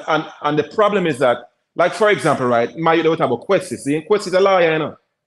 See, Kwesi is an entertainment attorney and Right. among other things. My thing is that why some of these learned folks who aspire to go to Right. Ethiopia Right. aren't approaching it the right way. That's the problem me have, you know. Because the man them are reason with some other Rasta man and others pure yes man thing and romanticizing thing. Go on more time. Me just feel them Yes. more time. I think there should be more engagement. You see, like Of course. you see, like a reasoning like this now. It would be good if one of them Rasta them man they could check in and reason, because the reality is now, the whole doctrines and dogma approach to the Rastafari movement that help mess it up as well in the family. You get what I say? You Yeah, see, man. when a man does caught up with the cult of personality, Haile Selassie are the Almighty, and man just put it in a music and it sound good and people just accept it. Yeah, man. Nothing wrong with back then when the man them a show you say look to Africa, you know, look to a black man as a ruler. But Yeah, right now in 2023 now, for a man to say, yo, oh, Haile Selassie are the Almighty, and Haile Selassie, you know, yeah man, a God, Almighty, are the creator. It Right. just make you look like, say, boy, you fully done or something. Yeah, man. And you see, for me personally, within 10 years or less, I would hope to live in Ethiopia. But I'm not going to live in a Shashamane land. See? Right. I will be somewhere in Addis Ababa or the fringes and so forth. I have this, I mean, clearly, I may not even have the desire to visit Shashamane land. I've never been to Shashamane land. I don't really have a desire, even though I know some people will go there and I do some work. Based on that alone, I wouldn't mind going to take a look. But as far as living based on that framework, that faculty of thinking, I'm not subscribe to it. But me personally, and then, you know, my family set up different, so that's why me would there Addis Ababa and so forth versus Shashamane. But even today, at the end of the day, based on how volatile things are in Ethiopia, you know what I mean? One moment I say, yeah, Ethiopia, next moment I say, no, or whatever. See? So I don't know, but hopefully if things, like for example, for the past 10 years, for all intents and purposes, things were going fairly well. And I could easily see myself being in Ethiopia, seeing? You know, me not the technology field. And for the longest time, you know what I mean, the Ethiopian billionaire virgin there, what the hell them call this virgin now? The half Saudi, half Ethiopian virgin, see? Yeah. He's the one who have all these monopolies in Ethiopia for the longest time. And you know what I mean? They've never upgraded telecommunications in Ethiopia. And even I was thinking from a perspective that, you know what? I would love to go down in the trenches and develop a lot of these things, improve so many of these things, make things better in Africa. That's all. So yeah, all right, but Lalibel, I say Bridget asks if you don't have no desire for living in Jamaica, you know? Not really, you know. Not really, you know. You see, me an African. See? Right. I am an African, and it's just so happened that I was born in Jamaica. Africa is what pulled me, not Jamaica. I am being pulled away from Jamaica. Love Jamaica Same forever. here. Love Jamaica forever. But it is Africa. Brother. Boy, the me not lie still. Me feel say me would have to. Me feel say me love Jamaica more than Africa still in a real life. Well, yeah. So look at it now, see? Me still, you get me? I say, yeah, man. Me just, yeah, I love Jamaica and more than Africa. And my dream is to make sure that I travel, you know, in Africa, travel the countries in Africa, and you know, man, go look for all Menelik 2 man them play, and you know them place there. You know, sir. Man, man, them things. There, you know, so really and truly like how you say that. You know, so me really want to say, because I have some ones and next ones, so me reason with it, man. But I like to go to Africa with people, I'm reason with, seeing. Right. See? And based on my situation. And then even a man like you will also speak Amharic, see? Based on my situation, we have people on the ground who know the place fluently, see? And as what Dennis Brown said, the king may have some reservation when it comes to Egypt now, but more than the mind traveling the proverbial King's Highway, Dennis Brown sing about, seeing from Cairo to Asmara into Addis Ababa and ultimately feeding down into Kenya. Seeing? Right. But if you're in the Horn of Africa, if you're in East Africa, they might as well check out a few countries. Seeing? And I would, just like how we are still on a reason, as someone that want to know, say, but we have a backpack on tomorrow morning, and that is us coming off the plane. Seeing? Right. We get a Boona for who don't know Boona coffee, to the extent that one want coffee. I know anybody on a coffee man, seeing? And we go in and we get to like injera and whatever else. And we go through, whoever wants to see hyena, go see hyena. Whatever scene. But it's funny. It's funny. Oh, you mentioned hyena. 1 second there. Because what's this, what really you reach Emperor Johannes, when the mad is them, Well, I tell you, say, boy, them man, the man them. Listen to this, During the Battle of Adwa, right? During the Battle of Adwa. Prior to the Battle of Adwa, there was a guy in Eritrea. His name was Dejamat Batra Hagos, right? So he was like the ruler of that place. You get me? I said ruler of Agos side. You get me? I said he was the one who started a war against the Italians. Now, what the man do? The man trick a lieutenant named Pier Antonelli. He was the one in charge. And the man tricked the lieutenant and capture him, right? And then now him actually attack one fortress where the Italians then there. So the Italians them say, all right, we don't want no more war. We need to have a peace discussion. So here we go now. Send your mediators. Deja must battle Argos, send him best and most brilliant minds and fighters and leaders. If we go in the fortress, we go negotiate. The Italians them capture the man them. You get what I say? Deja must battle Argos, get mad and attack the fortress. Got shot and killed. What's this, Under the Ethiopian Orthodox Tawahedo or the Coptic Church, right? Your body must be buried. You can't left on the ground dead like a sunset. So what's this now? The Ethiopians wanted to, the Eritreans wanted to retrieve Dejamat's Batra Agos body. And the Italians them said, no, make him stay out there rotten. And you know where going? Vultures and hyenas eat Dejamat's Batra Agos body. You know what happened to? The same Italian we make that go on and the same thing reach him again. No. Him the dead on the battlefield. And then they say, leave him, the hyenas them and the vultures them near him. Like when he with Dejamat's Batra Agos. And Menelik said, no, we are not like them. And Menelik make sure they get a proper funeral in a real life. Yeah, man. Even to this day, Ethiopia, them love to feed hyenas, and tourists go and get and feed hyenas. But Bridget asked a question. Bridget, no, man. When we talking about going to Ethiopia, going to Africa, there's no me and them bridging alone. Bridging and sister go. What you talk about? You're Nicky now come through to, man. Right. But I mean, in closing, me the ear, anybody wants to say something because no man, you know says a vision me have with the eye last night, so I catch alligator me general. So you catch a 14-foot alligator me general. Oh, Annibal, Imhotep. Are you Imhotep? No, they're real talking real. I said Imhotep is like when the Awa River be on a portion of alligator did them me general and I have the gun. Man, catch alligator, shot alligator, go in the water, take out the alligator, my general. In a alligator infested water in a general. And it's so in general. May I say, oh, what kind of dream? And you know what's so funny? I know say Imhotep is a chef, see?